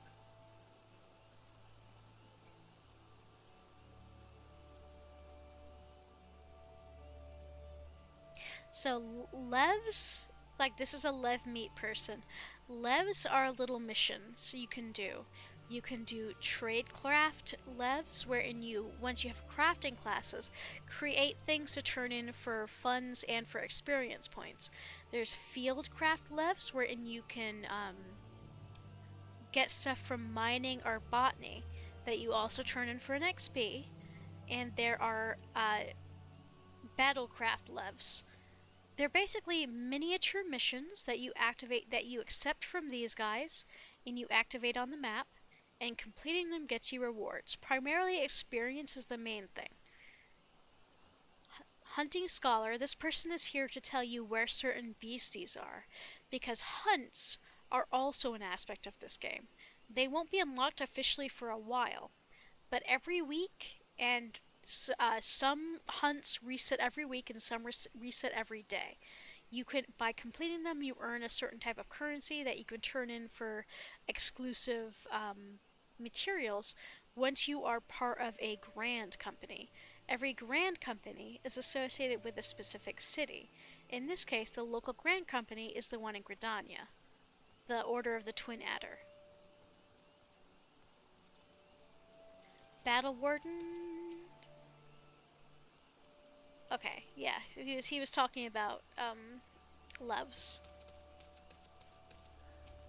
As much as I enjoy reminding adventurers of their ignorance of our ways, I'm afraid our stock of supplies requires my attention. It takes more than just gizzle greens and whistles to train chocobos, you know. Or raise chocobos, rather. Caring for chocobos is far more exhausting than it looks.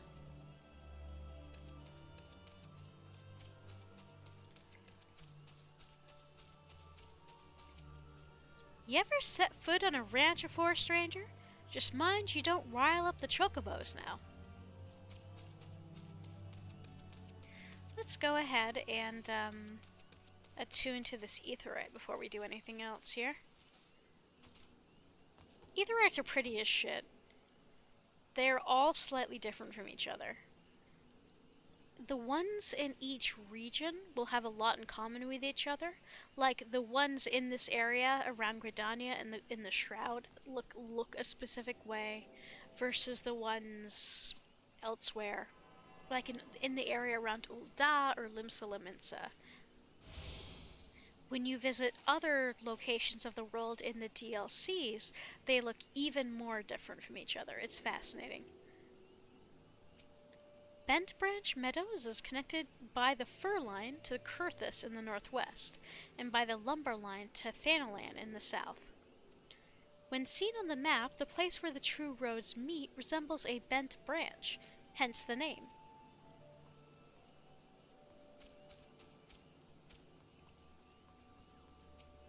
Wander where you will, adventurer, but know that the forest will not suffer those who do not belong beneath its boughs to remain forever. Yeah, here's the thing. There's a reason the people who live here are, low-key... I don't want to say racist, but they are isolationist.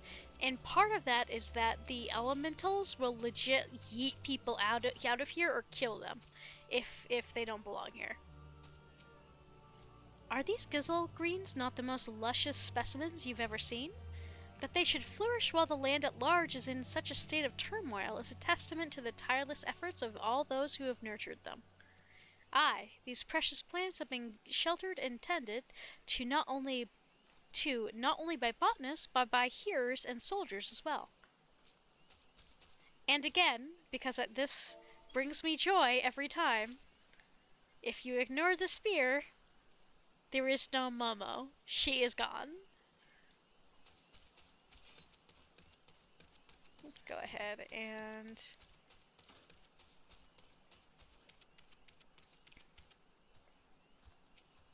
The trick to chocobo breeding is not, as some assume, to slavishly adhere to an established set of procedures.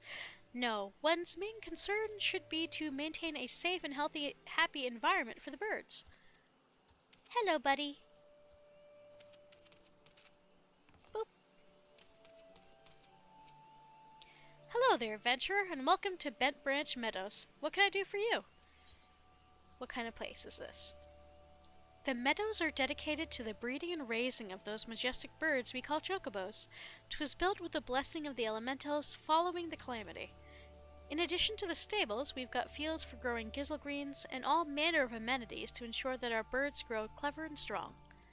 Raising fine birds and finding good homes for them, nothing gives me and my ranch hands greater joy. What do you do here?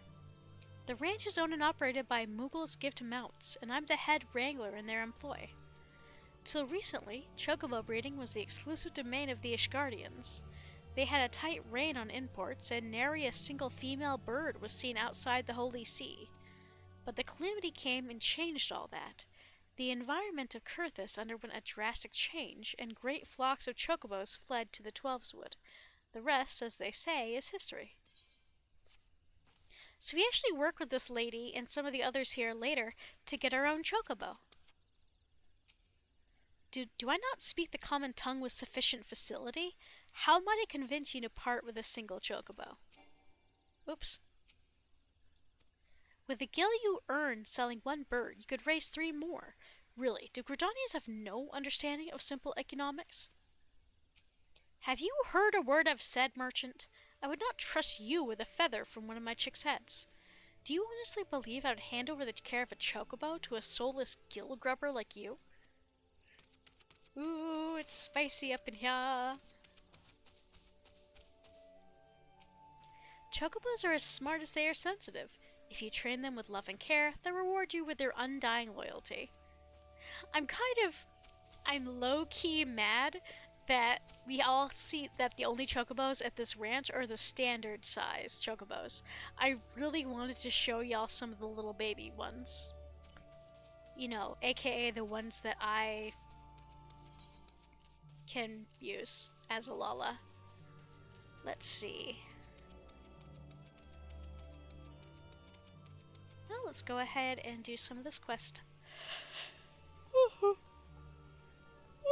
Sorry, Scoozy.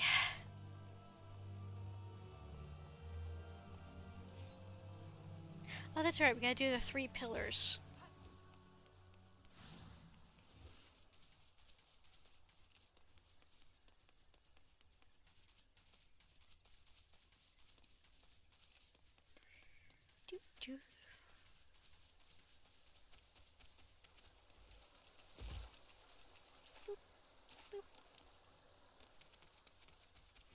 God, I love the designs in this game. I love the beasties. Look at this Treant.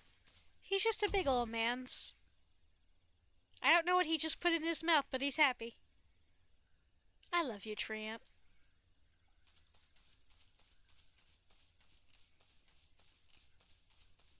Ah, my targets.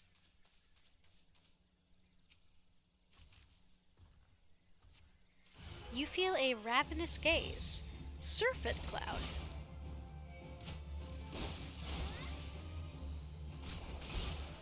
A bunch of buggies. They be hungry.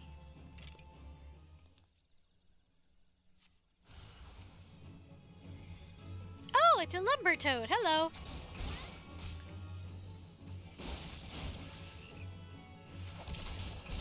Big old chonky boy.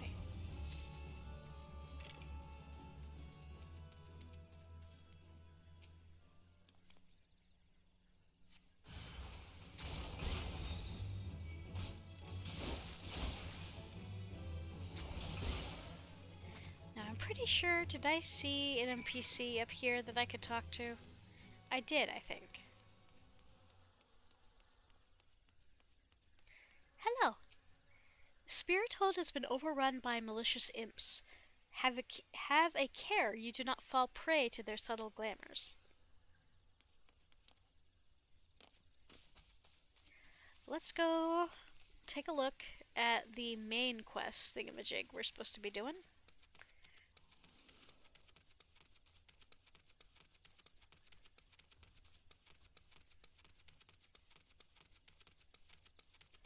Having tiny leggies makes stuff difficult. Actually, wait a sec. Let's go talk to these folks.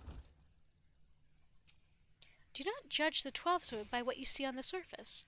With the presence of the elementals grown faint, the smallest patch of rot could spread to threaten the entire forest. To prevent such a fate, we hearers strain to catch even the slightest whisper of a troubled spirit. You must beseech the elemental's consent if you would partake of the forest bounty, and only through the hearers may the will of the elementals be known. Good to see you out here, adventurer. The name's Gabino. I oversee the logging in these parts. In return for the trees we take from the forest, it falls to us lumberjacks to tend to the saplings and keep the soil rich and vital. All of which would be fine if it weren't for the damned monsters. My blood fair boils to think of the 12's-wood being defiled by foul beasts and parasites. We come here later, I believe, for some minor quests. Hello, folks. It's them Chicos, I tell you. What would you have me do, then? They're probably talking about the environmental stuff. Boop.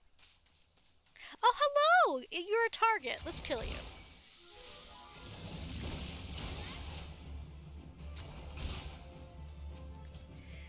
So these are micro chews. They're a tiny version of chews, who in themselves are basically Marlboros. You know, plant Marlboros.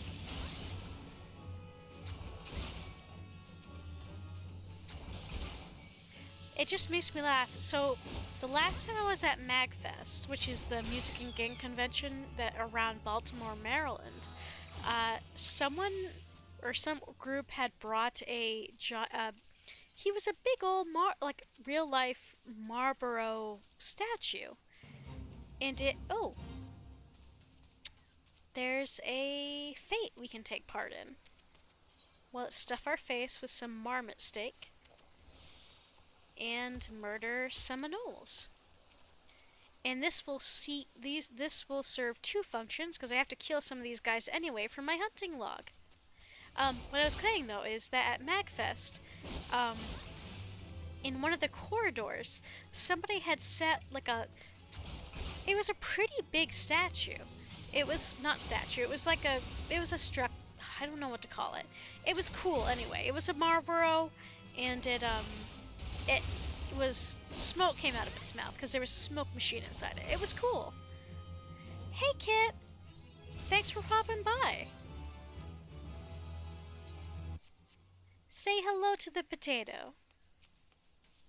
We frankly haven't gotten very far in story because I keep getting distracted with side quests, but story is not really the end goal here.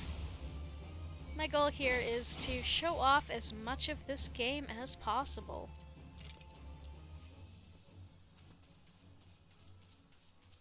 Oh, I should actually read this. Clever girls. The Anoles of Naked Rock have ventured forth from their territory to hunt. Eliminate the pack before they begin feeding on the small folk. Next you're gonna tell me that water is wet, right? Oh, I ran out of time! Remember how I said there's a time limit on the fates? By the time I got there, it was already almost over. Oh well. yeah. As Kit well knows, I'm easily distracted, and can and will do all of the side quests before moving on.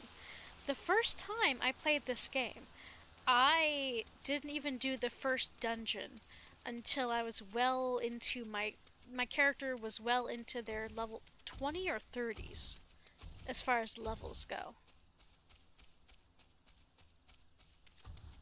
And Kit had to be the one to go, Shara, you need to do the main quest line.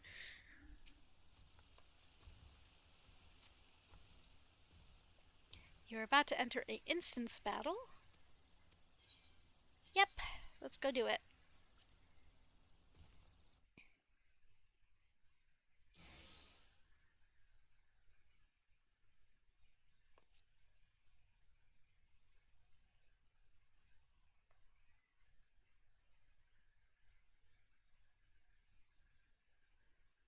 Look, someone's already here.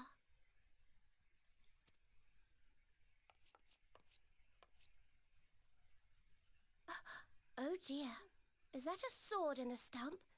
Bad idea. Really bad idea. It takes a lot less than that to incite the green wrath, you know. Why, the first time we came to the 12's Wood, we almost ended up as a stranger dinner, just for crashing our airship in the wrong place.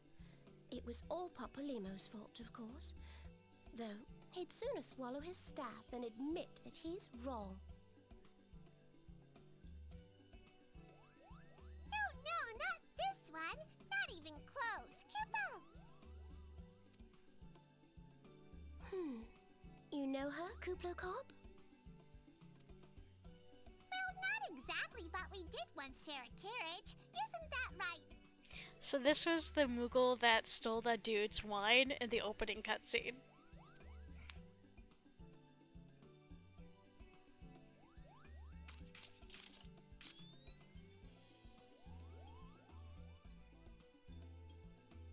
How are the readings?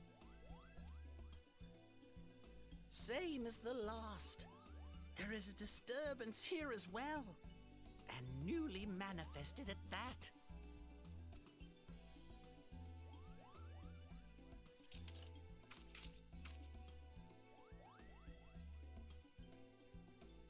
Kuplo Cop seems convinced of your innocence.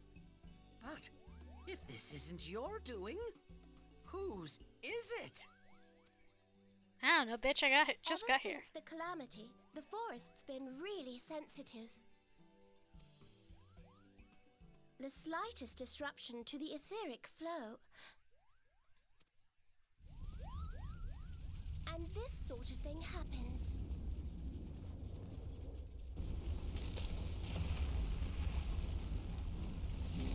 Him angry. Them angry.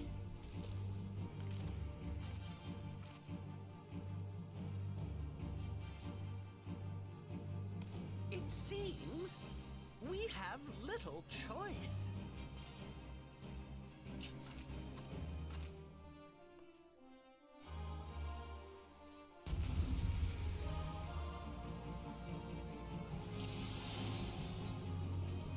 Alrighty, let's get rid of the ads first.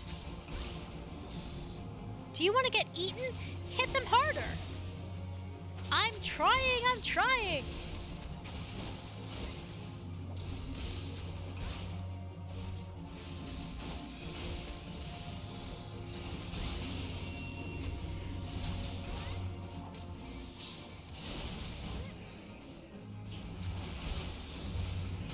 I honestly haven't played the beginning of this game for a long time, so this is actually really refreshing to see.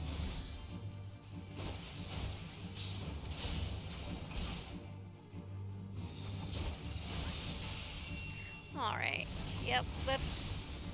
Step one is always get rid of the ads, because if you let them pile up, there will be problems. There's more, be careful. If you value your life, stay close.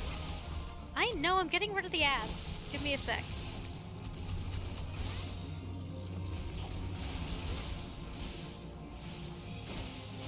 Can't see shit!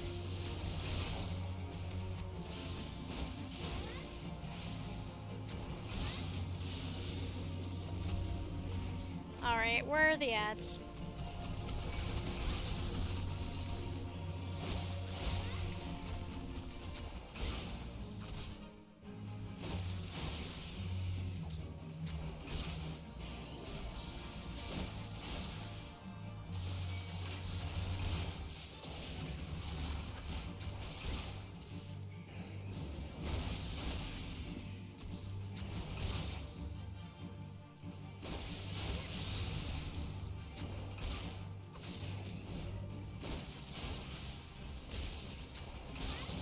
Well done.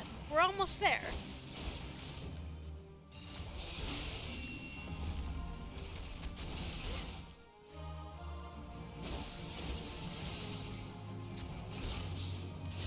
There we go. Duty complete.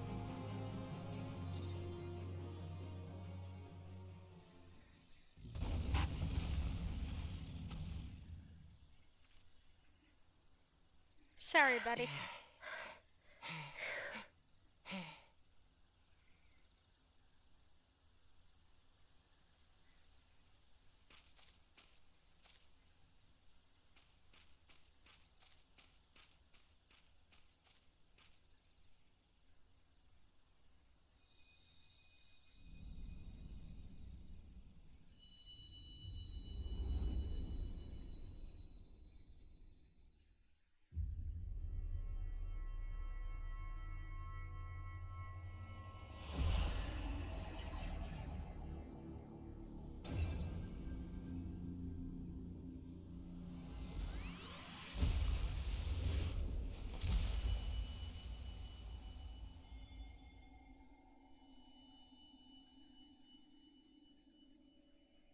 Hear, feel, think.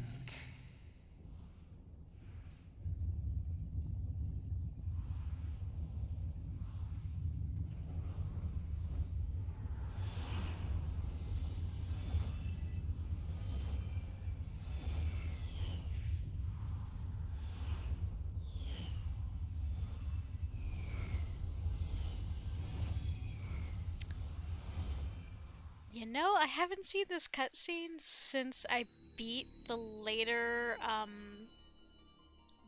the Crystal Endwalker. bearer. I didn't think it referred to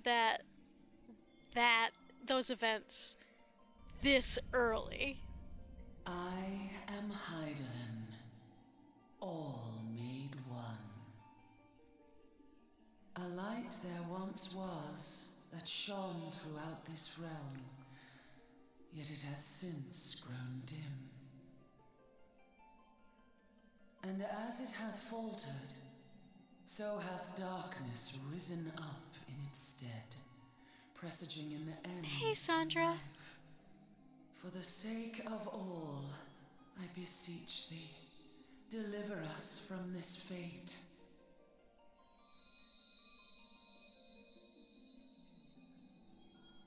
The power to banish the darkness dwelleth in the crystals of light. Journey forth and lay claim to them.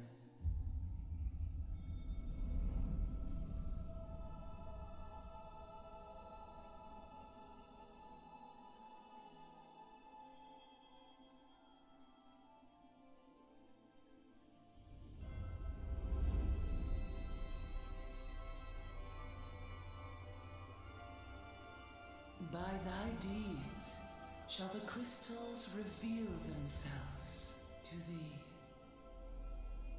Only believe, for the light liveth in thy heart.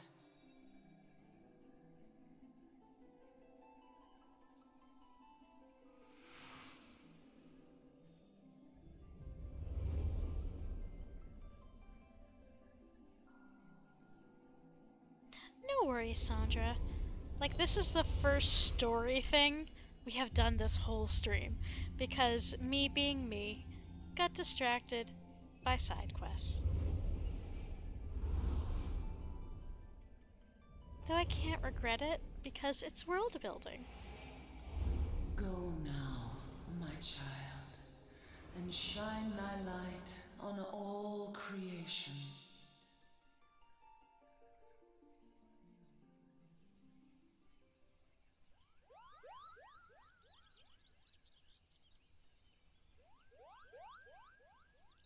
Yeah.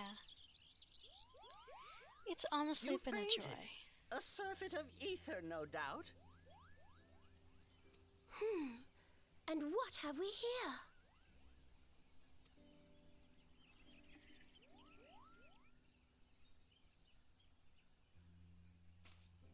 Our culprit, it would seem, an Ixal.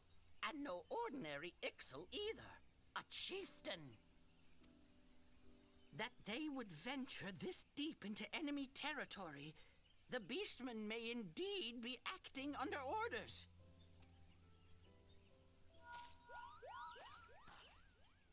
This is Papalimo.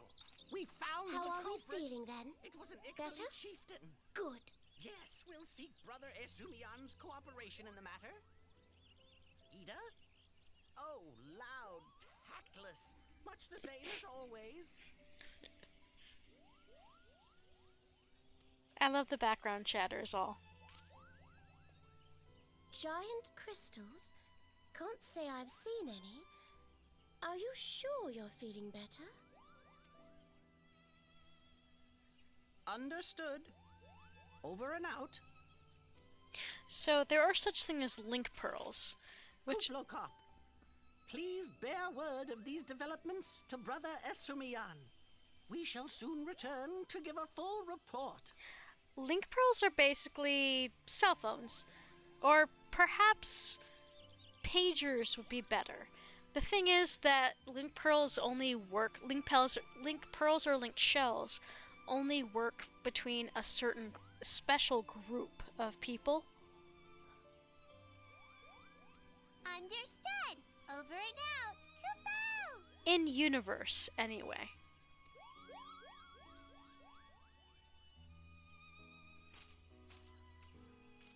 Here is where we part ways. Till next time, take care.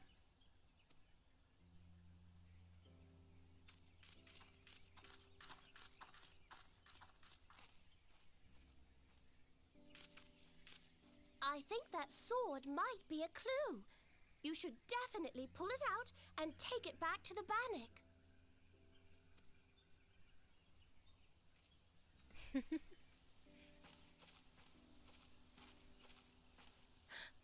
You don't suppose that adventurer could see Kuplokop, do you? And this occurs to you now?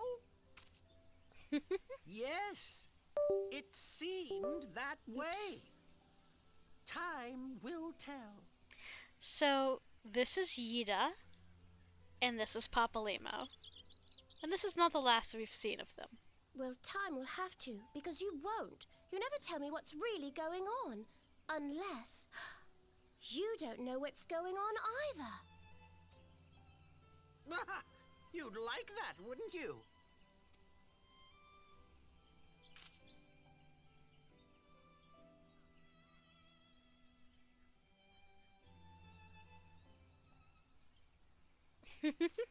Well, let's go ahead and grab this.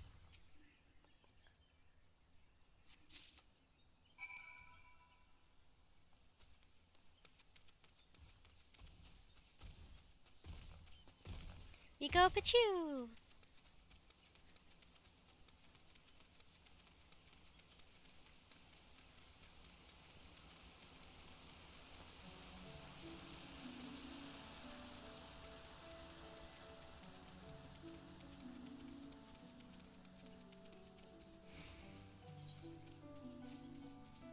Ooh! Oh yeah, the lavender beds is now available. I'll get that later. So every one of the main cities, like Gridania, Limsa, Minsk, etc., has player housing attached to it. The one attached to Gridania is called the Lavender Beds, and this mission over here is to unlock it. Mind you, you do not automatically get a house. The housing market in Final Fantasy XIV is ridiculous. I won't go into it, but suffice to say, it's a lot TM. Momo, it's good to see you back. One of our patrols sent word that you've been spotted doing battle with in-range Treants. I am relieved to find you none the worse for the experience. But tell me, what were you able to discover at the Lifemen's Stump? An ornately decorated sword found thrust into Lifemen's Stump.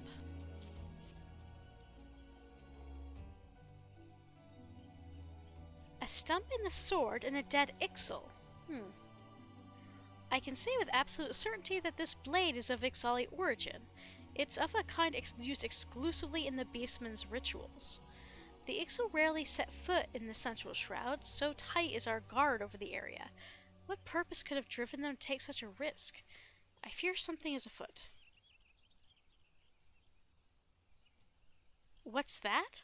A dubious couple sporting peculiar spectacles? So you've finally been acquainted with Yida and Papalimo. Lay your suspicions to rest. Gridania counts them among her staunchest allies. Both are scholars hailing from the distant land, and they have been with us since before the calamity.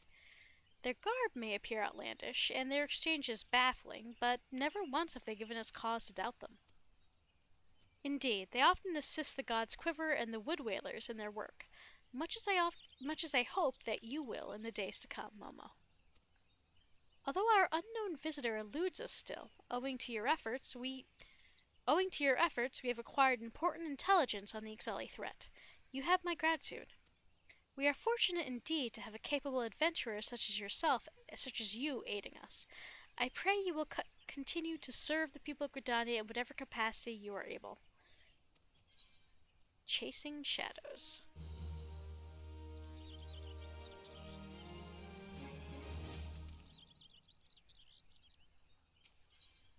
Eggs over queasy.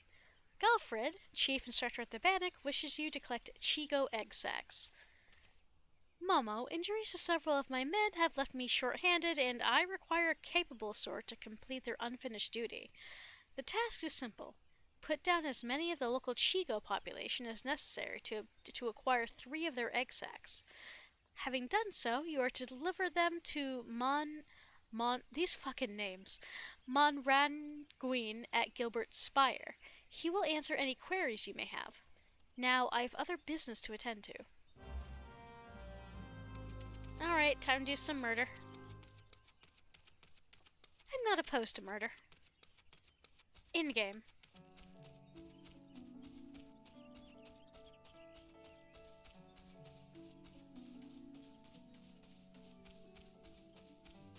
Okay, it's kill Chigos. Chigos are basically just mosquitoes.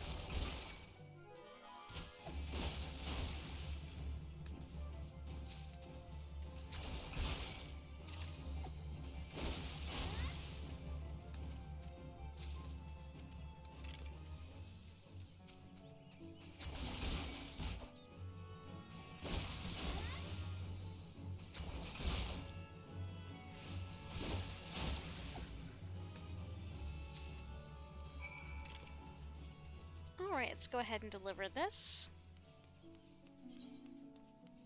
Beastkin blood. So, the beasties will sometimes drop items. All of these items can be used in crafting, which is not something we're dealing with just yet. If you travel to the west of here, you'll find Bentbridge Meadows and the Twin Adder training ground known as the Bannock. There are sure to be folks at either place who could do with a helping hand. Ah, you must be the adventurer standing in for our injured companions. Terribly unfortunate business, that. This translucent sack appears to be filled with thousands of tiny pearl-shaped eggs.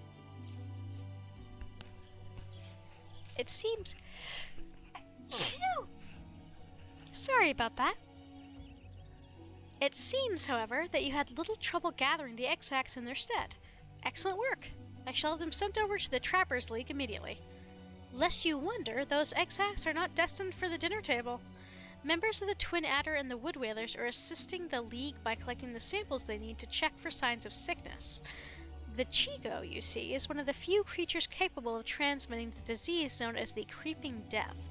Until relatively recently, any hearer who contracted this ghastly illness would almost invariably perish. Indeed, a single outbreak once claimed the lives of a third of the Huron population here in Gridania. That was a long time ago, of course. With the medicines available to us now, the Creeping Death is not the killer it once was. Even so, it is best to halt any new outbreaks before they occur. Thus, we gather Chigo eggs on a regular basis in order to assist the Trappers League with their ongoing research.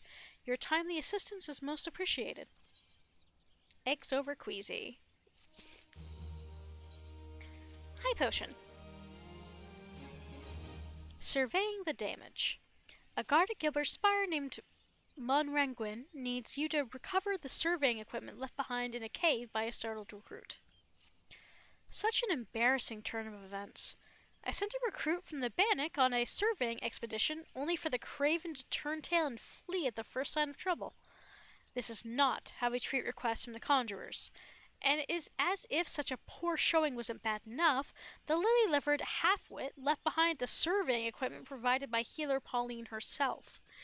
While I attempt to instill some backbone into this so-called soldier, would you mind recovering the survey gear and returning it to healer Pauline at Gabinot's Bower?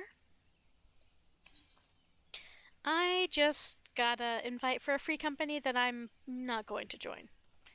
According to my recruit's tale of woe, there should be a set of survey records, a surveyor's rope, and 2 boxes of surveyor's instruments strewn about the interior of a cave to the south of here.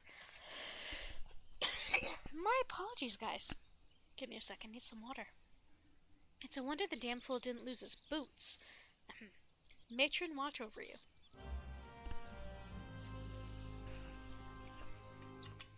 It looks like there's someone else here with a mission. 'Tis you! More than a flesh wound. Irold needs an adventurer to supply him with the high potion. Oh gods, the pain. I caught a scurry of squirrels gnawing on the fences earlier. I managed to drive them off, but not before they decided to gnaw on me instead. And now I'm a bloody mess you see before you. To make matters worse, I find myself without so much as a single high potion. I know, foolhardy. I vaguely recall using my last one after some trifling scrape several months past. The gods alone know why I didn't think to replace it then and there. You wouldn't have to be carrying a spare flask. If you don't have any on hand, the merchant at the bandit should have some in her stock. I can't leave my post, so if you could bring me a high potion, I'd be tremendously grateful. Fortunately, that mission we just completed gave us a high potion. 7 hells, did those accursed squirrels leave any part of me untouched? Ah, you're back. Do you have that high potion for me? Indeedy I do. Thank the gods. I owe you one, my friend. Here, I want you to have this. I have no idea squirrels could bite so hard. I thought I had seen everything, but it seems there are still surprises to be found in the Twelves Wood. We both would do well to remember that. I'll just take... do I have any... It's a level 5. Okay, so I'll just take the money instead. So, missions rarely give you gil outright and will typically reward you with these. These are elegant pieces that you can sell to anybody for money. This is an elegant bronze piece, currency minted in the 3rd Astral Era by the Allegan Empire. And this one is a tin piece, and they each sell for different amounts of gil. I'm going to take a sec, and I'm actually going to head back to the Lancers Guild real quick before continuing with the main story. Because we always want to,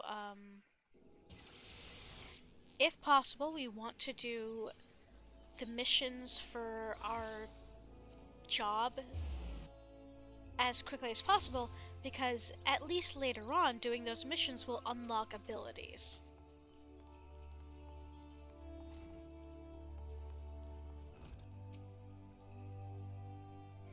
I have been expecting you, Momo. By your return, I trust you now understand the importance of resolve. Like one's flesh, courage can be made strong. It is a matter of training each of its aspects. Now, the endeavor may prove difficult in the beginning. Gods know how much I struggled. You may suffer untold humiliation and more frustration than you can bear, but you must persevere.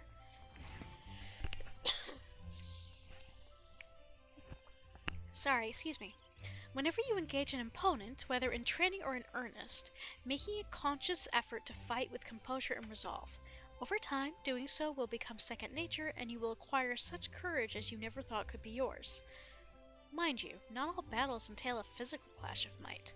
It could simply be a disagreement born of a conflict in the ideology. The point is, it matters not what battlefield you stand upon. So long as you take care to be composed and resolute, your courage will grow. Did that make any sense? Even a little? I fear I cannot hold a candle to Guildmaster Uwain, but if there is aught I can do to assist in your training... What was that? Something is afoot in the training area.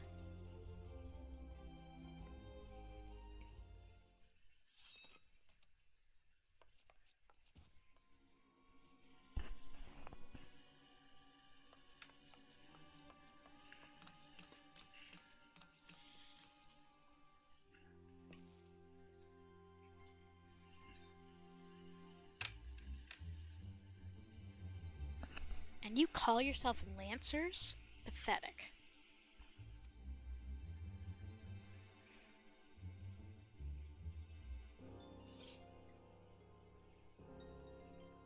You're next, Guildmaster. Arm yourself and face me.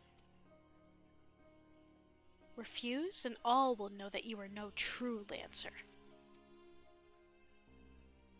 Say what you will. I'm above provocation. Craven to the last man.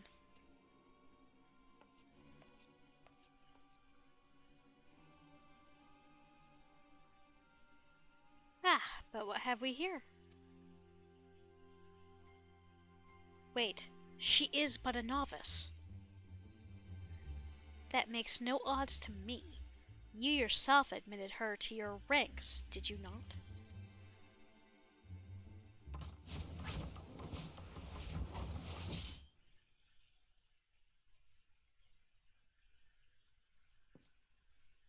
Very well.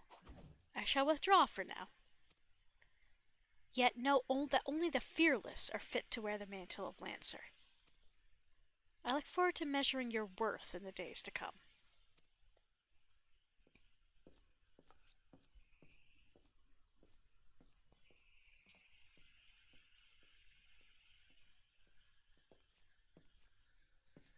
There is not more to see. Return to your drills.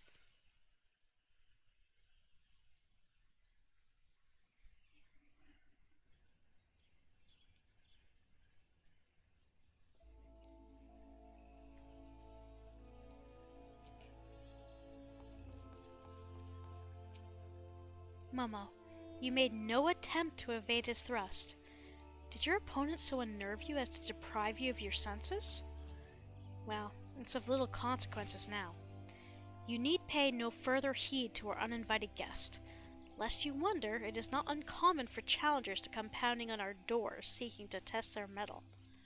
For now, dedicate yourself to tempering the two aspects of courage, the composure to bring the sum of your strength and skill to bear against your foes, and the resolve to attack when fear would stay your hand, as befits a lancer.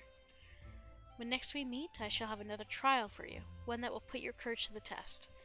Until then, continue to apply yourself to your training. Farewell, Momo.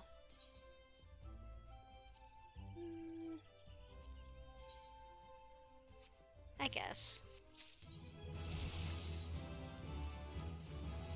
I don't like how it looks, but that doesn't matter at this point. Courage of Stone. Guildmaster Yuane has a mind to test your courage. Ah, Momo. I swear you've gained an ilm around the arms since last we spoke. It was 2 seconds ago, sir. It is plain that you have not been idle. In our previous lesson, you learned about the Lancer's definition of courage and how you might go about tempering its two aspects. Today, we shall find out if your efforts have borne fruit. I see you've come prepared for battle. That is well. Your next trial will place you in the midst of the throng of enemies. In one such situation, one might be attacked from any direction, making it difficult to respond appropriately. Furthermore, the likelihood of being surrounded is high. Will your resolve bear the weight of uncertainty? Will your composure hold when the odds are stacked against you? We shall soon find out. Should you overcome this trial, what courage you already possess will be further tempered. Now heed me well, for this is what you must do. I would have you travel to Naked Rock, where the Anoles claim dominion. At the summit of the rock is a sacred artifact, the Stone of Courage. You must claim it and bring it to me. If you are to reach your destination, you will need to negotiate a path through whole packs of flesh-eating scalekin. Make no mistake, the creatures are intimidating foes. To stride into the midst of so many would ask much of any Lancer's courage, but given time and no small amount of perseverance, I'm confident you'll prove equal to the task. Okay.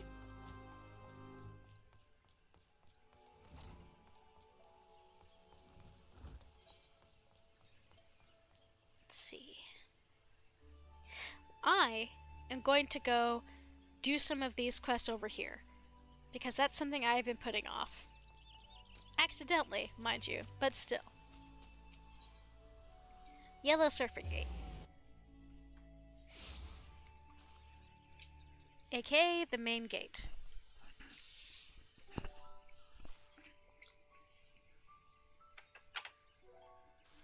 I haven't talked this much in a while, so sorry.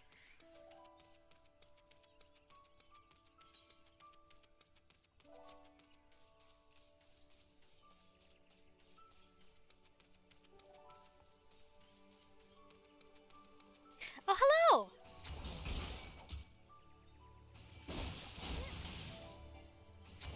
You have a thing above your head, therefore you are a target. Let me go ahead and eat some food, just get up my HPs.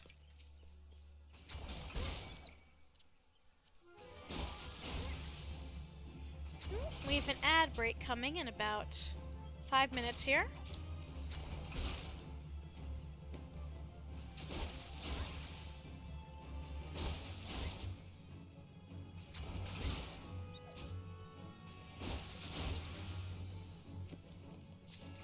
there we go. We're done with that.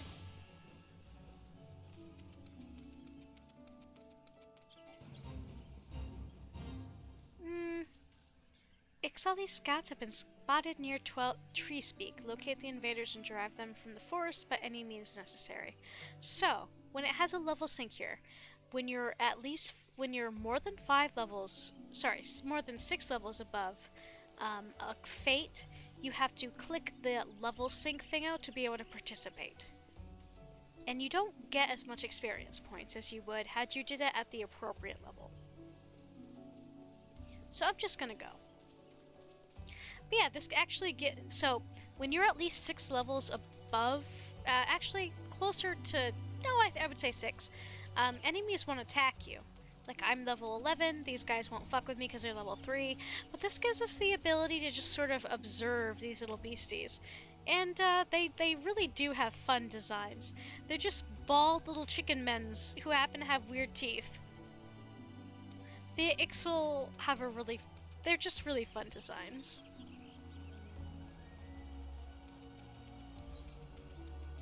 Let's see, Foghorn Float, okay.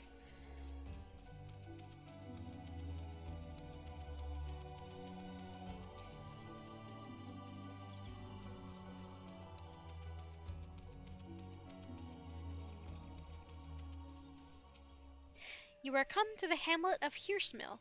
Lest you wonder, our outskirts are tightly patrolled to control the XIV threat. I may only add that those same patrols will not hesitate to deal with any who threaten the peace of our citizens. Do not imagine yourself above our laws. I'm gonna go ahead and quickly run and turn in this mission. And accept some new ones.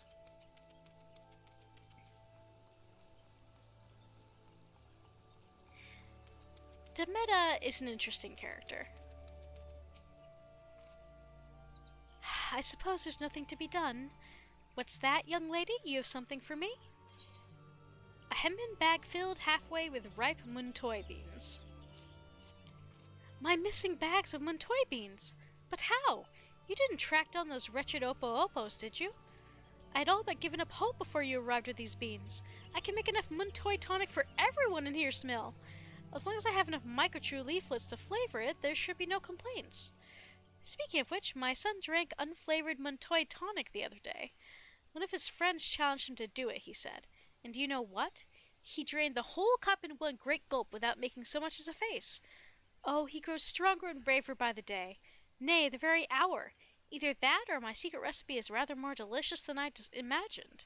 Now that I think about it, a good many people have described the taste as unforgettable.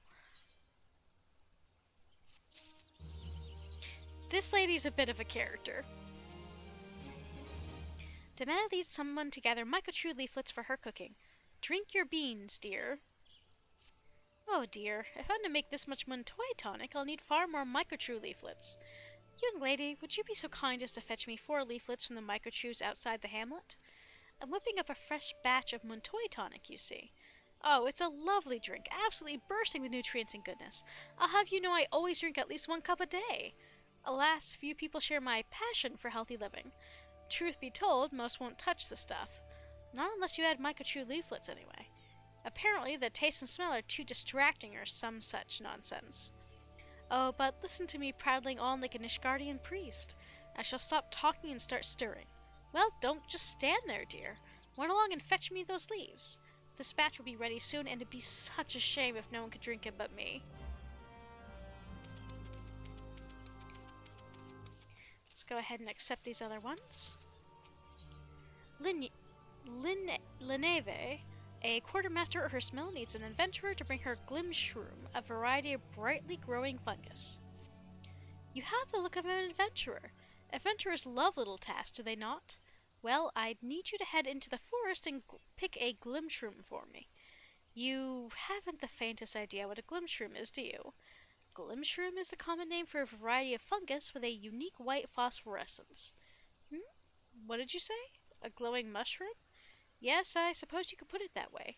There's a colony on the rock face in the southwest of Peace Garden. But do not simply pick the first one you come across. The brightest, glowing mushroom you can find, if you please. Well, yes, I would love to be able to harvest glimshrooms for myself, but there's a small matter of Ixali's scouts. Not terribly friendly, those chaps. Off you go, then.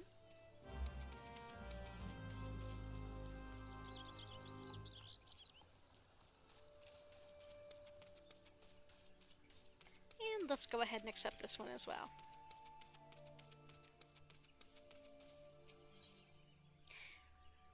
Hematophagic harassment. Eadbird is testing adventurers by asking to slay midge-swarms. Ain't seen your face around here afore. It's my sworn duty to keep the peace in Hirsmill, and protect her from them as would do her people harm. If you mean to stay for a spell, you'll have to prove you can be trusted. Ours ain't a large community, and we're hardly any fighting folk, so there's always need for battle-savvy types, and what with all the beasties lurking hereabouts. As it happens, we've been suffering from an outbreak of midges of late. The buggers are driving out our patrols as a distraction. Now, if you were to exterminate, say, half a dozen swarms, we'd know you for a friend. Opos in search of Muntoy beans have begun raiding Hirsmill's storehouses, slay the beastkin, and prevent any sacks of beans from being stolen. I mean, I guess. Hey, you stop that.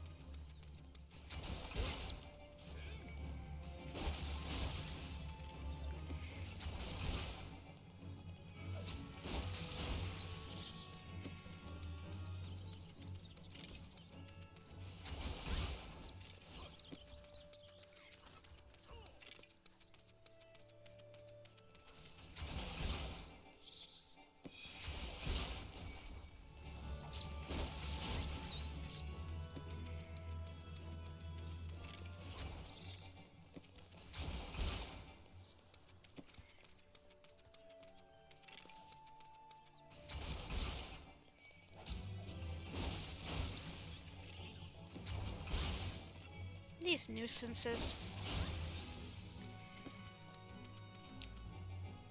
No, you come back here.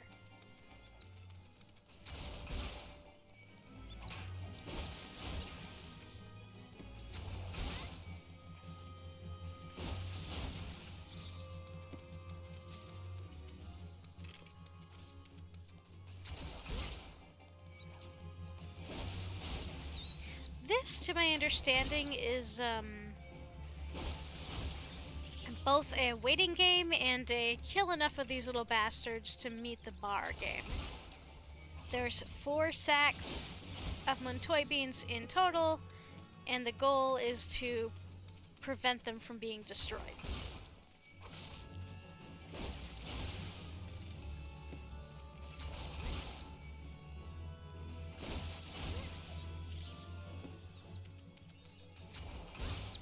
Oh, I just got an achievement to crush your enemies.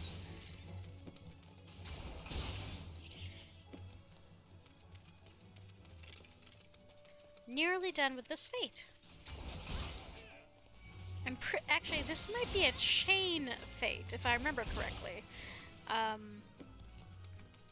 By which I mean, I think this might... It did, I think. I'm pretty sure that this unlocks another fate. That's one thing I didn't mention, is that,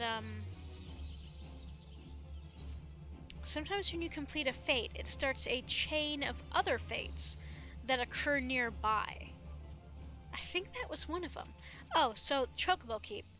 In keeping with other MMOs, you can hire a Chocobo Keep, and it will just have a Chocobo that will bring you to the next location. You don't have to steer them or anything, it will just bring you along. Sort of like in World of Warcraft. With the transportation there.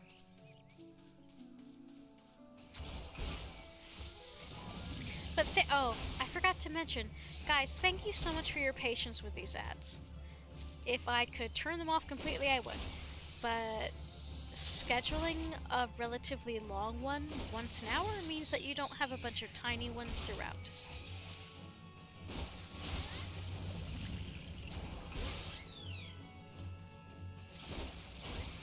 And it also means that anybody new joining the stream won't get hit with a long pre-roll ad. So, pros and cons. Either way, appreciate your patience.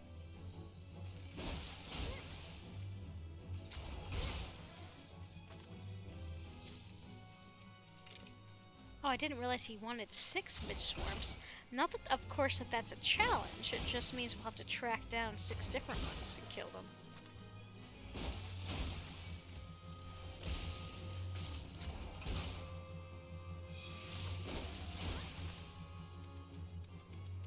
I've been trying to doodle more at work, and I actually was doodling Momo and Keldred today. And, Lullabills are a little tricky to draw because their faces are so different from standard, like, proportions that it can be tricky to draw them and have them look like Lullabills and not just like children. But it's a fun learning experience.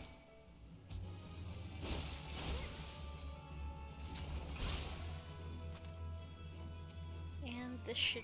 Oh, no, we're good. Okay. Now let's see. This was... Oh yeah, the Glimmer Shroom. The Shroomy Dealy. We get a harvest.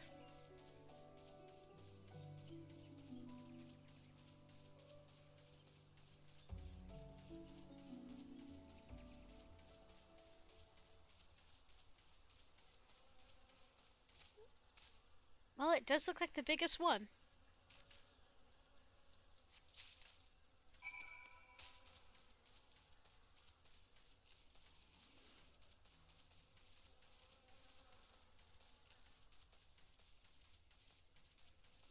Let's see. Is this in a different area? The Lancer thing, oh, I gotta do.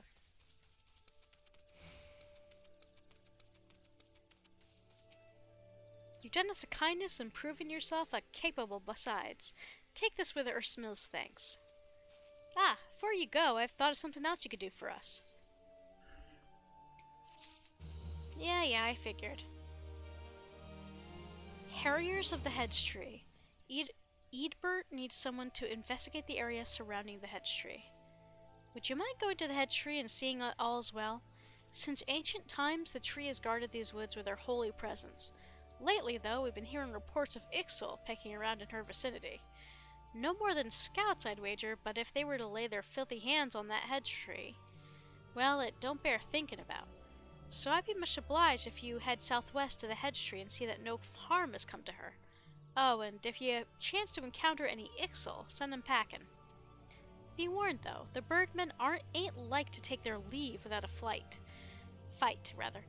Make sure you go well prepared and keep your eyes peeled, alright? Let's go turn in these ones. Actually, let's go ahead and talk to a few folks that we missed. Hurstville might be a quaint village compared to the great cities, but this simple settlement is no less precious to those who live here. There's something to be said for having such a comforting place to come home to. You need not fear the Ixal here. Hurstville lies under the protection of the elementals and the elder seed seer herself. I forget if there's NPCs up here to talk to.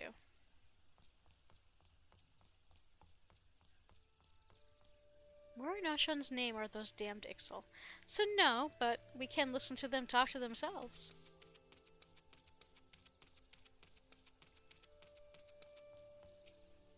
Caught a spear in the thigh once during a tussle with the birdmen. Aches like 7 hells when the bad weather's on the way, but at least I know when to stay indoors.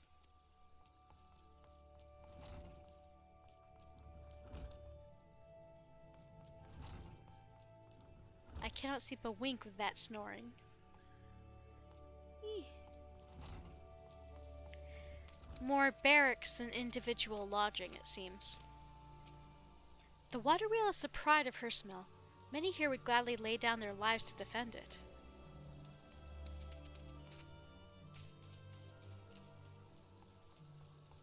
Something like that would be difficult to repair, for sure.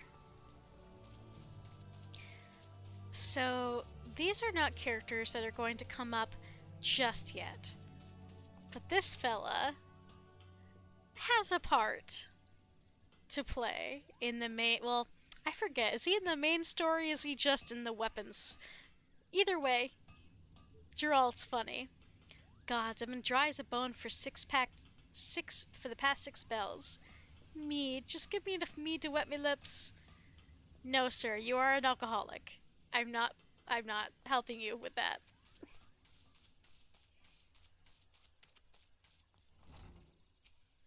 Keep an eye out on your travels for odd feathers on the ground. Chances are the Ixal are not far away. The birdmen often adorn themselves with feather decorations, you see. Seems the wretched creatures are trying to emulate the wings with which their ancestors were born. I once witnessed the Ixal tearing my friends to pieces, and my only thought was to flee in terror. Perhaps an adventurer is hardened to such sights. But me? That sight will haunt me for the rest of my days. I'm pretty sure anybody would have problems after watching their friends get murdered. Though we may soothe the suffering of the people, there is little we can do to dispel their fears. When opposites collide, it is nature's way that the greater force prevails. Lend us your strength, adventurer, that we might overcome our enemies.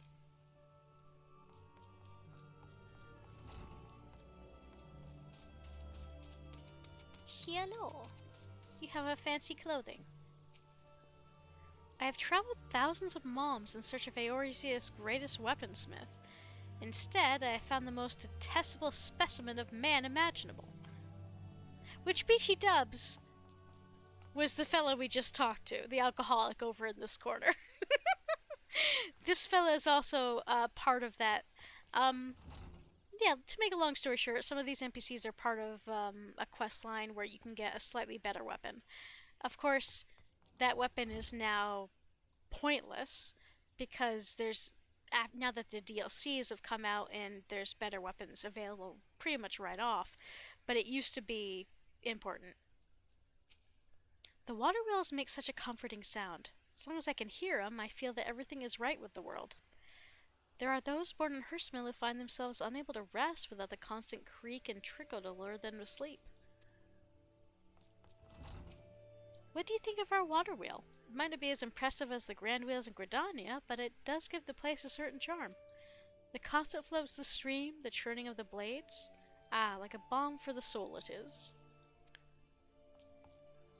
I don't know why, but this just reminds me of when we were doing that server in Minecraft together, and I actually somehow managed to make a water wheel. It wasn't easy.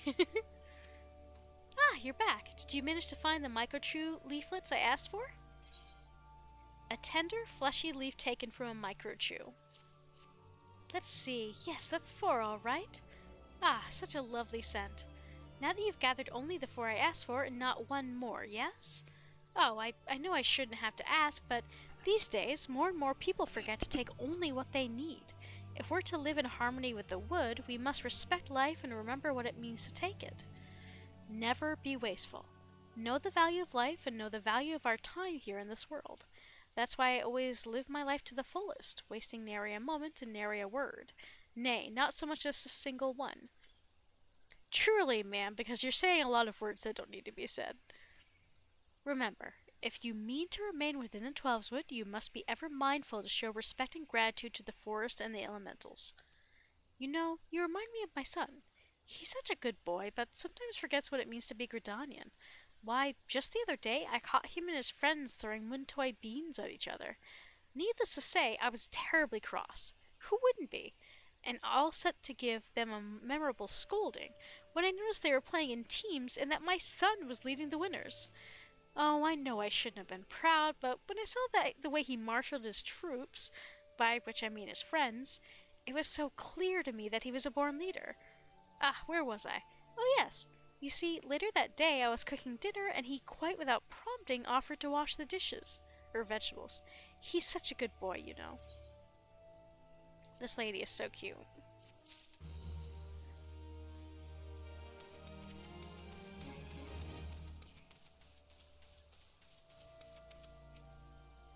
Were you able to find the Glimshroom? Yes. A variety of fungus found in Peace Garden that naturally emits a soft white glow. Ah, would you look at that glow? Perfect! This will help me mix a potent remedy for the creeping death. To forestall the obvious question, the creeping death is a deadly plague that once ravaged the Huron population of Gridania.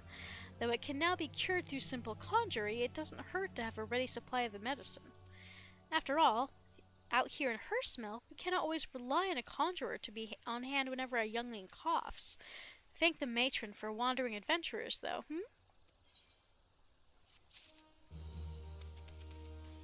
And we've just got the hedge tree situation left.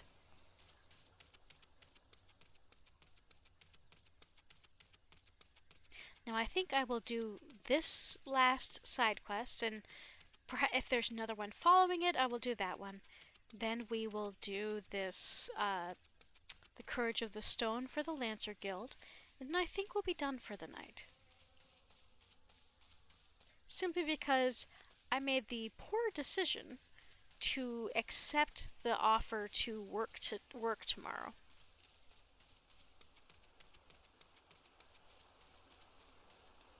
Whereas I usually don't work on weekends. Alright, where? Hedge tree. Ooh, look at the pretty carvings and such. This tree's got some pretty stuff on it.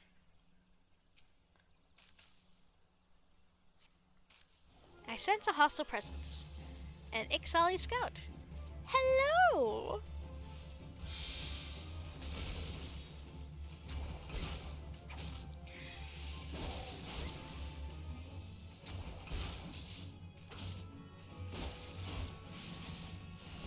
Bye. Okay. I expect there to be more of them than that, but that appears to be it.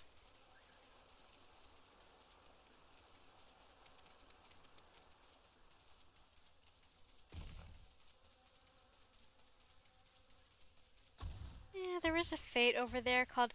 Let me at least read the text for this fate, because they do have really fun names. Kurupura, an especially savage microchew, is on the loose and must be reduced to mulch, lest it be a God damn it. Like I said, they love to eat lalafels. Sorry, I'm getting a screenshot of this because I find it very funny. I actually have been saving snippets whenever I see them referencing eating lalafels. It is on the loose and must be reduced to mulch, lest it be allowed to roam the forest freely, feeding on cuddly woodland creatures and lalafell and children. I'll show you lalafell and children.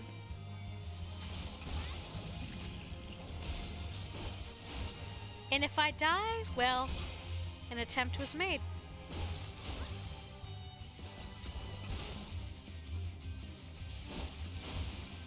These are usually possible to do on your own, though it can sometimes take... It can be close. And if I do end up dying, well, I'll just go back to Gridania, won't I?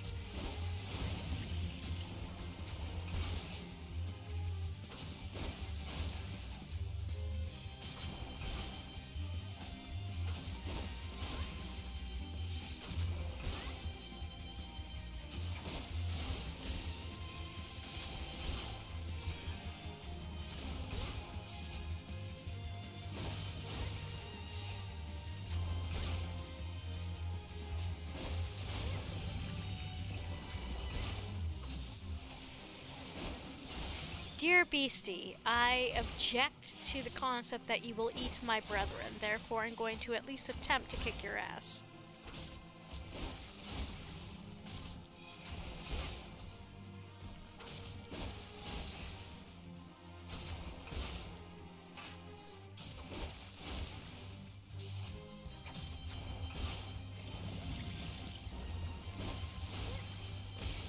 Between these two abilities and the potion I have, this shouldn't be a problem.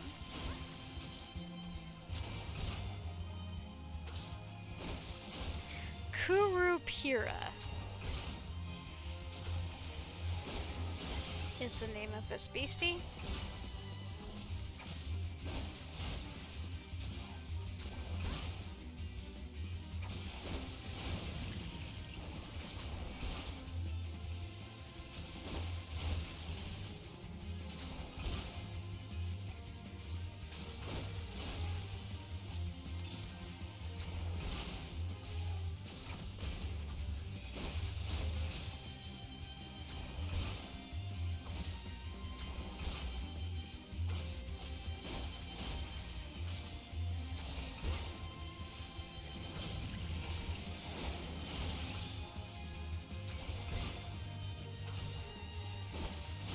almost there.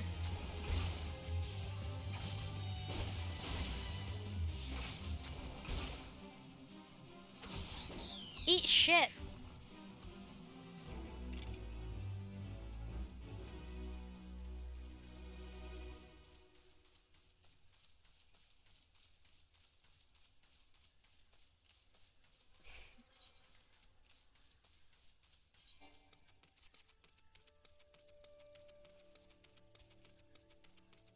Hello, sir. Slew an Ixel, did ya? Ha! Bloody birds will think twice before coming out near our hamlet. The Ixel once dwelt in the Twelveswood, you know. Long ago, they woke the Green Wrath and were driven out. Needless to say, they weren't best pleased when us Gridanians took their place here. In fact, it's none other than their resentment what kindled their hatred for us. Ah, but I expect I'm boring ya. Yeah, it was also the fact that they were kicked out of their homes, but by defending the hedge tree, you've once more proven yourself a friend to Hersmill. If you can spare a moment, I ask that you speak with the others in the hamlet. Many of us here could use a hand, and I can think of none better to assist them. I've already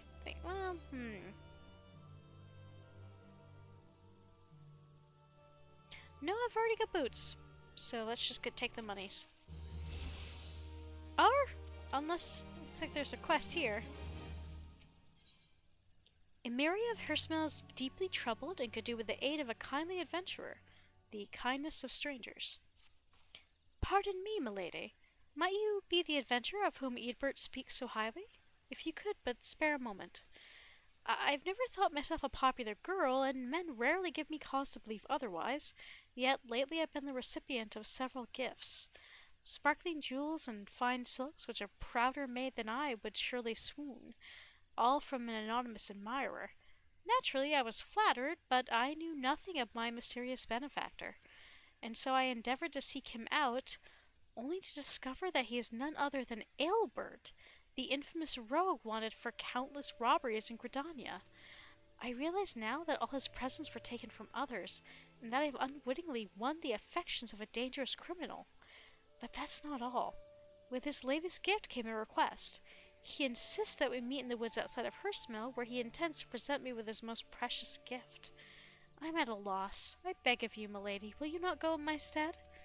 I wish only to be left in peace, but I fear a man such as he may be driven to violence when made to hear such words. I pray no harm comes to you.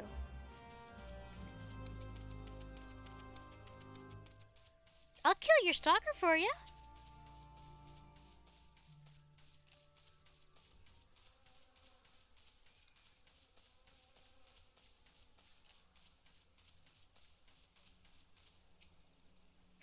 These are pretty shroomies. You hear a man cried out in rage. Aelbert the Lost. Creeper.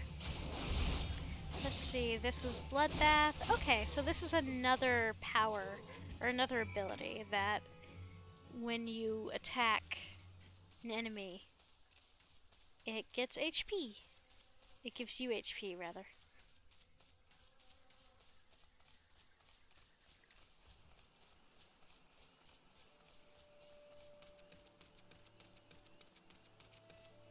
All for naught. I give thanks that you're unharmed, at least. A letter? For me? A sweetly scented letter dropped by Aelbert. I'm pretty sure I just killed Aelbert. My dearest Emiria, I pray this letter finds you well. I know my gifts were sudden and many, but I hope they were to your liking. Seeing you in the first summer of your womanhood, I could restrain myself no longer. My thoughts have been only of you these past many moons, of what gifts might bring you happiness. Yet, to see you smile from afar is not nearly enough. I long to live together with you in Hersmill, and nothing would bring me greater joy. I would give you a grand garden, filled with the white chamomile you love so. But such dreams can never come true. My crimes are known and will never be forgiven. The most I can hope for is for you to know my heart, that would grant me a measure of peace, and so if it does not cause you distress, I would write to you again. Yours ever, Aelbert.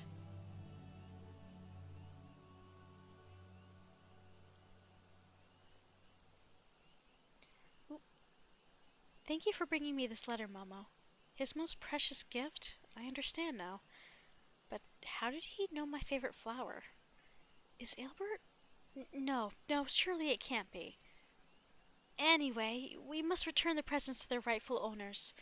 I know it will not erase this Aelbert's sins, but perhaps the 12 will view him more kindly. Forgive me this final request, but can you go to Redania and speak with a woman named Mione? You should find her in the Carline Canopy. Tell her all of what that transpired here today. She'll know what to do. Yeah. Okay, so that's something to do when we return to that area. And let's go to Brent Branch to do this Lancer's quest.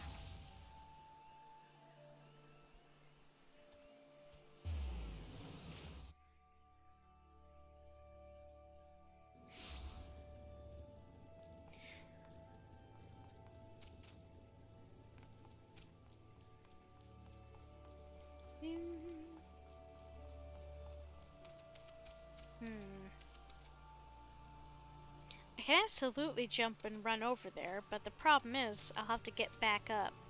Well, maybe I can parkour it. I was mistaken. Well, there, at any rate. The parkour is more doable over here. Let's see. That is something in the water. Ethereal corruption has rendered one of the forest's water sprites extremely violent. Slay the creature before it harms the small folk. Nah, I'm gonna kill these daddy longlegs first, because they're on my to-kill list.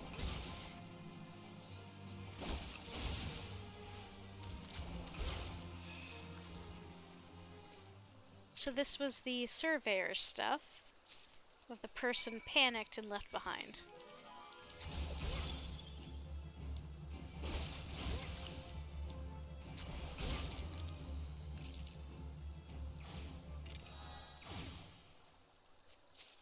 And one last one over there. Alright, alright.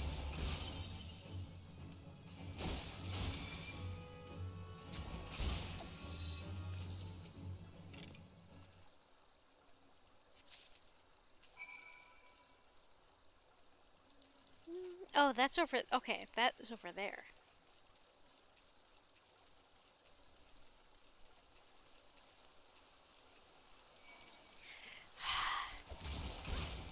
These Yarzons, I swear.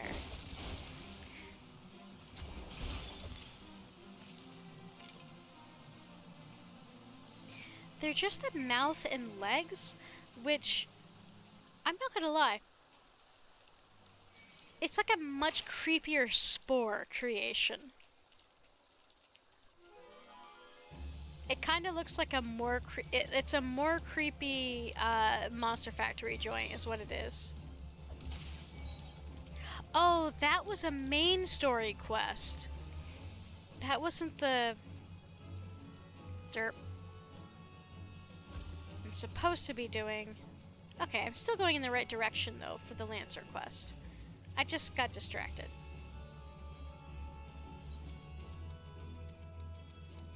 That should be the subtitle of my life. I was supposed to be doing XYZ, but I got distracted. Ladybugs are more than welcome to dine on the aphids which infest the orchards of the Central Shroud. However, some have acquired a taste for the honeybees which pollinate the crops. See that this meal is their last. Looks like somebody, given that just ticked up, it looks like somebody else is working on this. Multiple people can work on a fate at once. Whoever puts, destroys the most beasties or turns in the most objects gets a higher percentage of the experience points.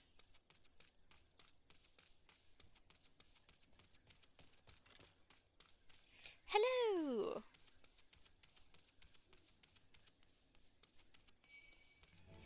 Yes, yes. I love these dumbass little dudes. Look at him. He doesn't have arms. He just has these little sad little wings.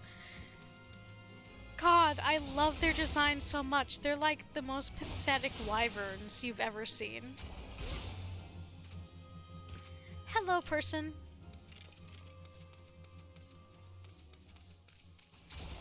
I'm just gonna kill this beastie because I'm gonna have to look around to try to figure out where this item is. Let's see. Is it over here? Odd.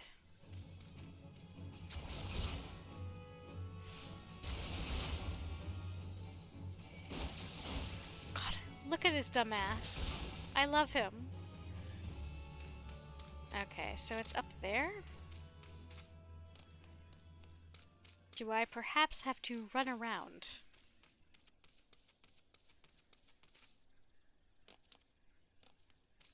The answer is yes.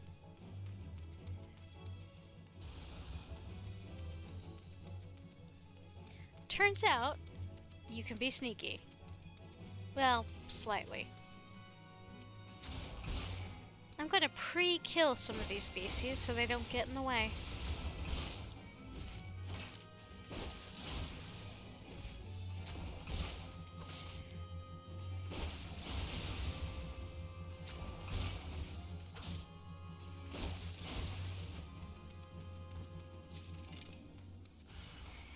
Yes, yes.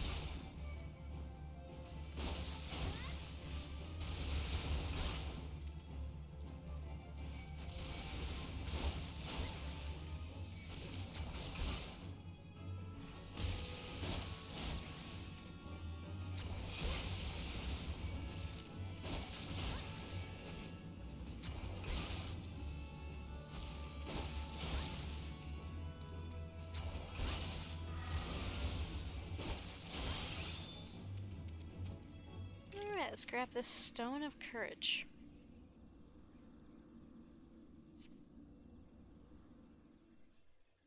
Oh, there's a cutscene. I bet douchebag McGee is here. Congratulations! You have obtained the false Stone of Courage. Ah, you heard me right. False. What does that say about your courage, I wonder? Ah, but where are my manners? My name is Folks. Fulcus? We had the pleasure of meeting at the Lancers Guild, if you recall. On that occasion, I turned my weapon upon you, and you betrayed not a hint of fear. It was in that instant that I sensed you were unlike the others, that you had promise. And so to the present. In its current state, the trial in which you are engaged, if trial it may be called, makes a mockery of the Lancer's art. Needless to say, this cannot be tolerated. And so I have taken the liberty of moving that Stone of Courage to a more suitable location. It now resides in the depths of Spirithold, under the guard of fell fiends. A far more fitting challenge, as I'm sure you will agree. Whether or not you will attempt to retrieve the stone is for you to decide. If you fear for your safety, I suggest you run back to the guild and bemoan the world's frightfulness to the many brave souls who cower there. Ywain will doubtless consider it a supremely courageous act. Yet know that a lancer may forge true courage only in the midst of great danger. Alright, Edgelord. Time to pachew!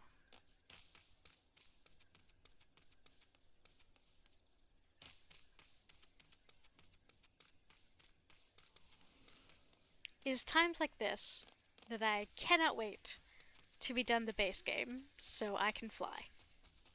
So, it used to be that in the base game of Final Fantasy XIV you could not fly. Later games, or later expansions beginning in Heavensward, you could unlock flying. So, relatively recently, they permitted folks who beat the base game of base game of 14 to unlock flying in these areas. And it's kind of hilarious because these areas were not built for folks to fly through. So, you see stuff that's a little weird sometimes. It's funny. But flying is a lot faster than walking for obvious reasons. So I look forward to having flying again. Or even just a chocobo again.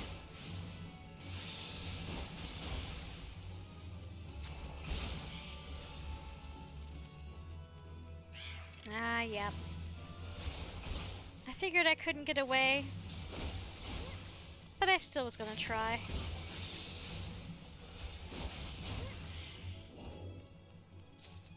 What if You can't see me. What do you know? You know what? I almost got away with it.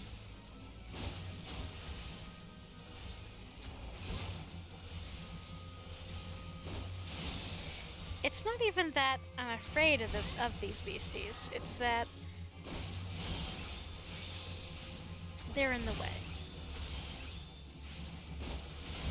And taking up my precious time.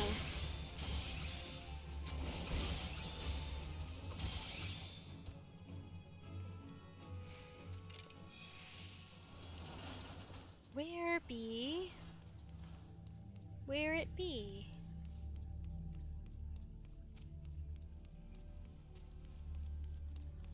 Nope. Nope. Ah. Nope.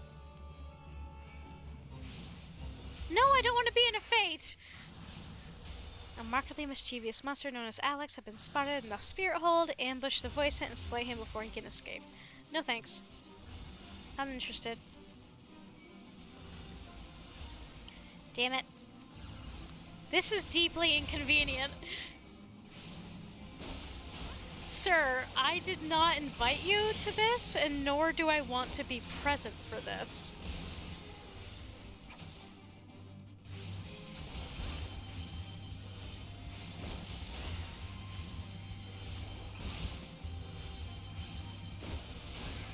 I did not want to fight the raid boss, thank you.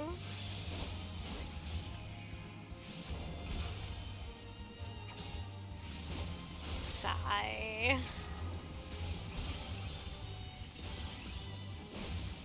I guess I don't have a choice in the matter.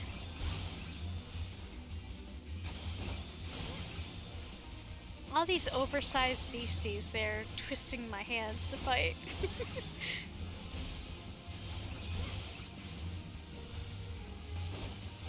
Though I must admit, this dude is a little more...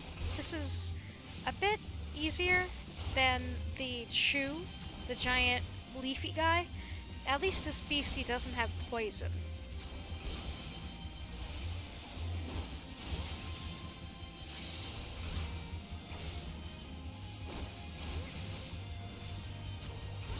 I mean, yes, he does have damage over time effects with the ice and such, but you know.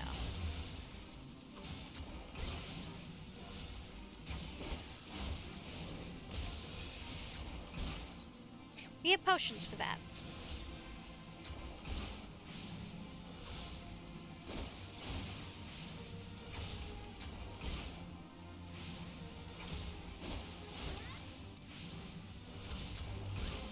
Oh, it's called fucking A Lux of the Draw. God damn it, guys. What? Really? You weren't invited. I didn't ask you to come to the party. Alright, let's collect this.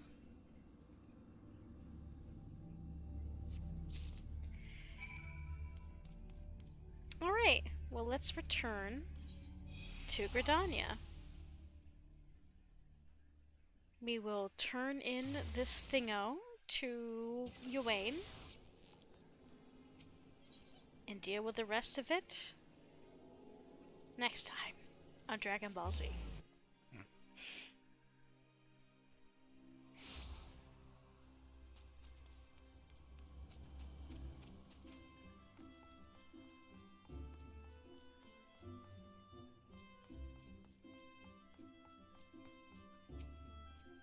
So you've returned. Tell me, were you able to obtain the Stone of Courage? A heavy stone used by the Wood Whalers for training with the lance. Yes, this is indeed the stone, although it is in rather worse condition than when I last saw it. What happened at the Naked Rock? The Lancer who but recently threatened you moved the stone to Spirit Hold? Not content with trespass and slander, the brazen fool now meddles with our training? Seven hells, this is not to be borne. Listen well, Momo. Though I do not doubt that you know better, my duty as Guildmaster compels me to state the obvious. Heed not that man's words. That a Lancer's courage can only be forged in the midst of great danger is a vain, glorious tripe. As you have already learned, a Lancer's courage is the product of composure and resolve. Be under no misapprehension. Watchfully navigating the Annul's territory served to temper your courage in a manner that blindly braving the terrors of Spirit Hold did not. As you continue your training, pray keep the lesson of this trial close to your heart. Before you return to your adventuring, there is one more thing I would tell you. In recognition of your unwavering efforts in the trials thus far, I hereby grant you leave to join other guilds. Naturally, you must seek the permission of the relevant guild masters before commencing your training. Gridania is home to a great many guilds besides our own. If you consider combat your calling, the Archers and the Conjurers Guild have a strong presence in our nation. Should you crave a more peaceful pastime, you may alternatively consider joining the Leatherworkers, Carpenters, and Botanists. While there is something to be said for broadening one's horizons, it is also important to maintain focus. Always bear this in mind. As your guildmaster, I would naturally prefer that you first master the Lancer's art. Rest assured that there will be time enough to take up another discipline when you have done so. Yet, whatever path or paths you choose to walk, I look forward to seeing you realize your obvious potential. So yes, this is the point at which we are permitted to join other classes if we wanted to. And that, I gotta say, this is one of the aspects of this game that makes it, I would say, as far as MMOs go, rather revolutionary. In most MMOs, you are stuck with whatever class you begin with. Not so in this game. I can't, on Keldred, I have joined every single class.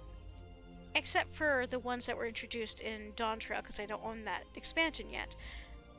You have the option of doing any and all classes on every character. So yeah, I think that's pretty baller. I think 14 is really interesting in that, unlike WoW, unlike Guild Wars and many other ones, you have that freedom, and I think it's pretty neat. So now you see, like, the Carpenters Guild thing is open, the Conjurers Guild, the Botany. Yeah, if I so wanted to do stuff on this character, I would. And on Keldred, I already have.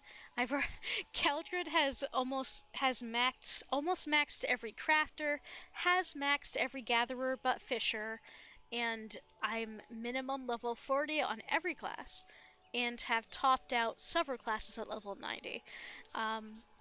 I'm not sure what I plan on doing with Momo. Bare minimum, I do know I want to have her do Dancer. Dancer is a class that was released later on, though, so I won't have access to that until at least, I think, level 50? I think? It's not a class that exists in the base game. So we've got quite a while to go. I do think this is where I'm going to end it for the night, though, because I am a little bit of a tired creature. And, but thank you for coming along with me for this, and for putting up with me spending so much of the stream doing side missions. Again, I really want to give everybody a strong view of what it feels like to play this game from the beginning. And while I understand that the side missions can be kind of boring, I really do feel like there's a lot of stuff in them and in talking to the NPCs that adds a lot of flavor text and world building that I truly don't feel like I don't feel like your experience is complete without stuff like that. But yeah, have a good night. This upcoming Wednesday, I don't remember whether or not Kit and Co are going to be available to play a game. If they're not, I will play something else on my own, which would probably going to be a chill game like Papa's Pizzeria, to be honest. Next Saturday, I'm not sure if I'm doing 14 again. I will definitely think about it. It's my buddy Jake is coming to visit, and although he will be busy at stuff he's doing on his own, I may or may not do stuff on my own as well. So we'll see. I will put updates on in my little channel on the Discord, on the Kit Cord. If you folks are not already following Kit_the_Fox here on Twitch, please do. He's a radical bean. But thank you guys for joining me tonight. Let's see, who should we bother? Let's see, we've got Glitch Kitten who is playing Uno. Oh, Glitch Kitten's a lovely bean. We got Squiggly Elf who's playing, ooh, The Legend of Dragoon Remake. Or no, I'm sorry, the OG Legend of Dragoon. Ollie Robs is playing Thief Simulator 2. Twilight Deku and Zack are playing Banjo-Kazooie. And Captain Izzy is playing Dredge, which is a really fun game. Do you folks have any preferences? Because if not, I was considering sending this over to Deku. Then again, I haven't read a Glitch Kitten in a while. Any preference, those of you who are still watching? I've never rated Captain Izzy. They're not somebody I'm super familiar with. But I was introduced to their channel recently. So and they do seem like a genuinely fun person. So let's go ahead and, if you folks, yeah, they do all sound good. We've got a lot of fun content tonight. Yeah, let's go ahead and bother Izzy. Especially because Dredge itself is a fascinating game, so I think y'all will enjoy it. But thank you again for joining me today, guys. I'll try to keep you updated on what I plan on doing. Thank you again for joining me. I hope you've enjoyed the game, even if it's just something to keep on in the background while you do regular stuff. But yes, thanks again. Take care, stay safe, and until I talk to you guys again, have a good one. Now, let's go bother Izzy.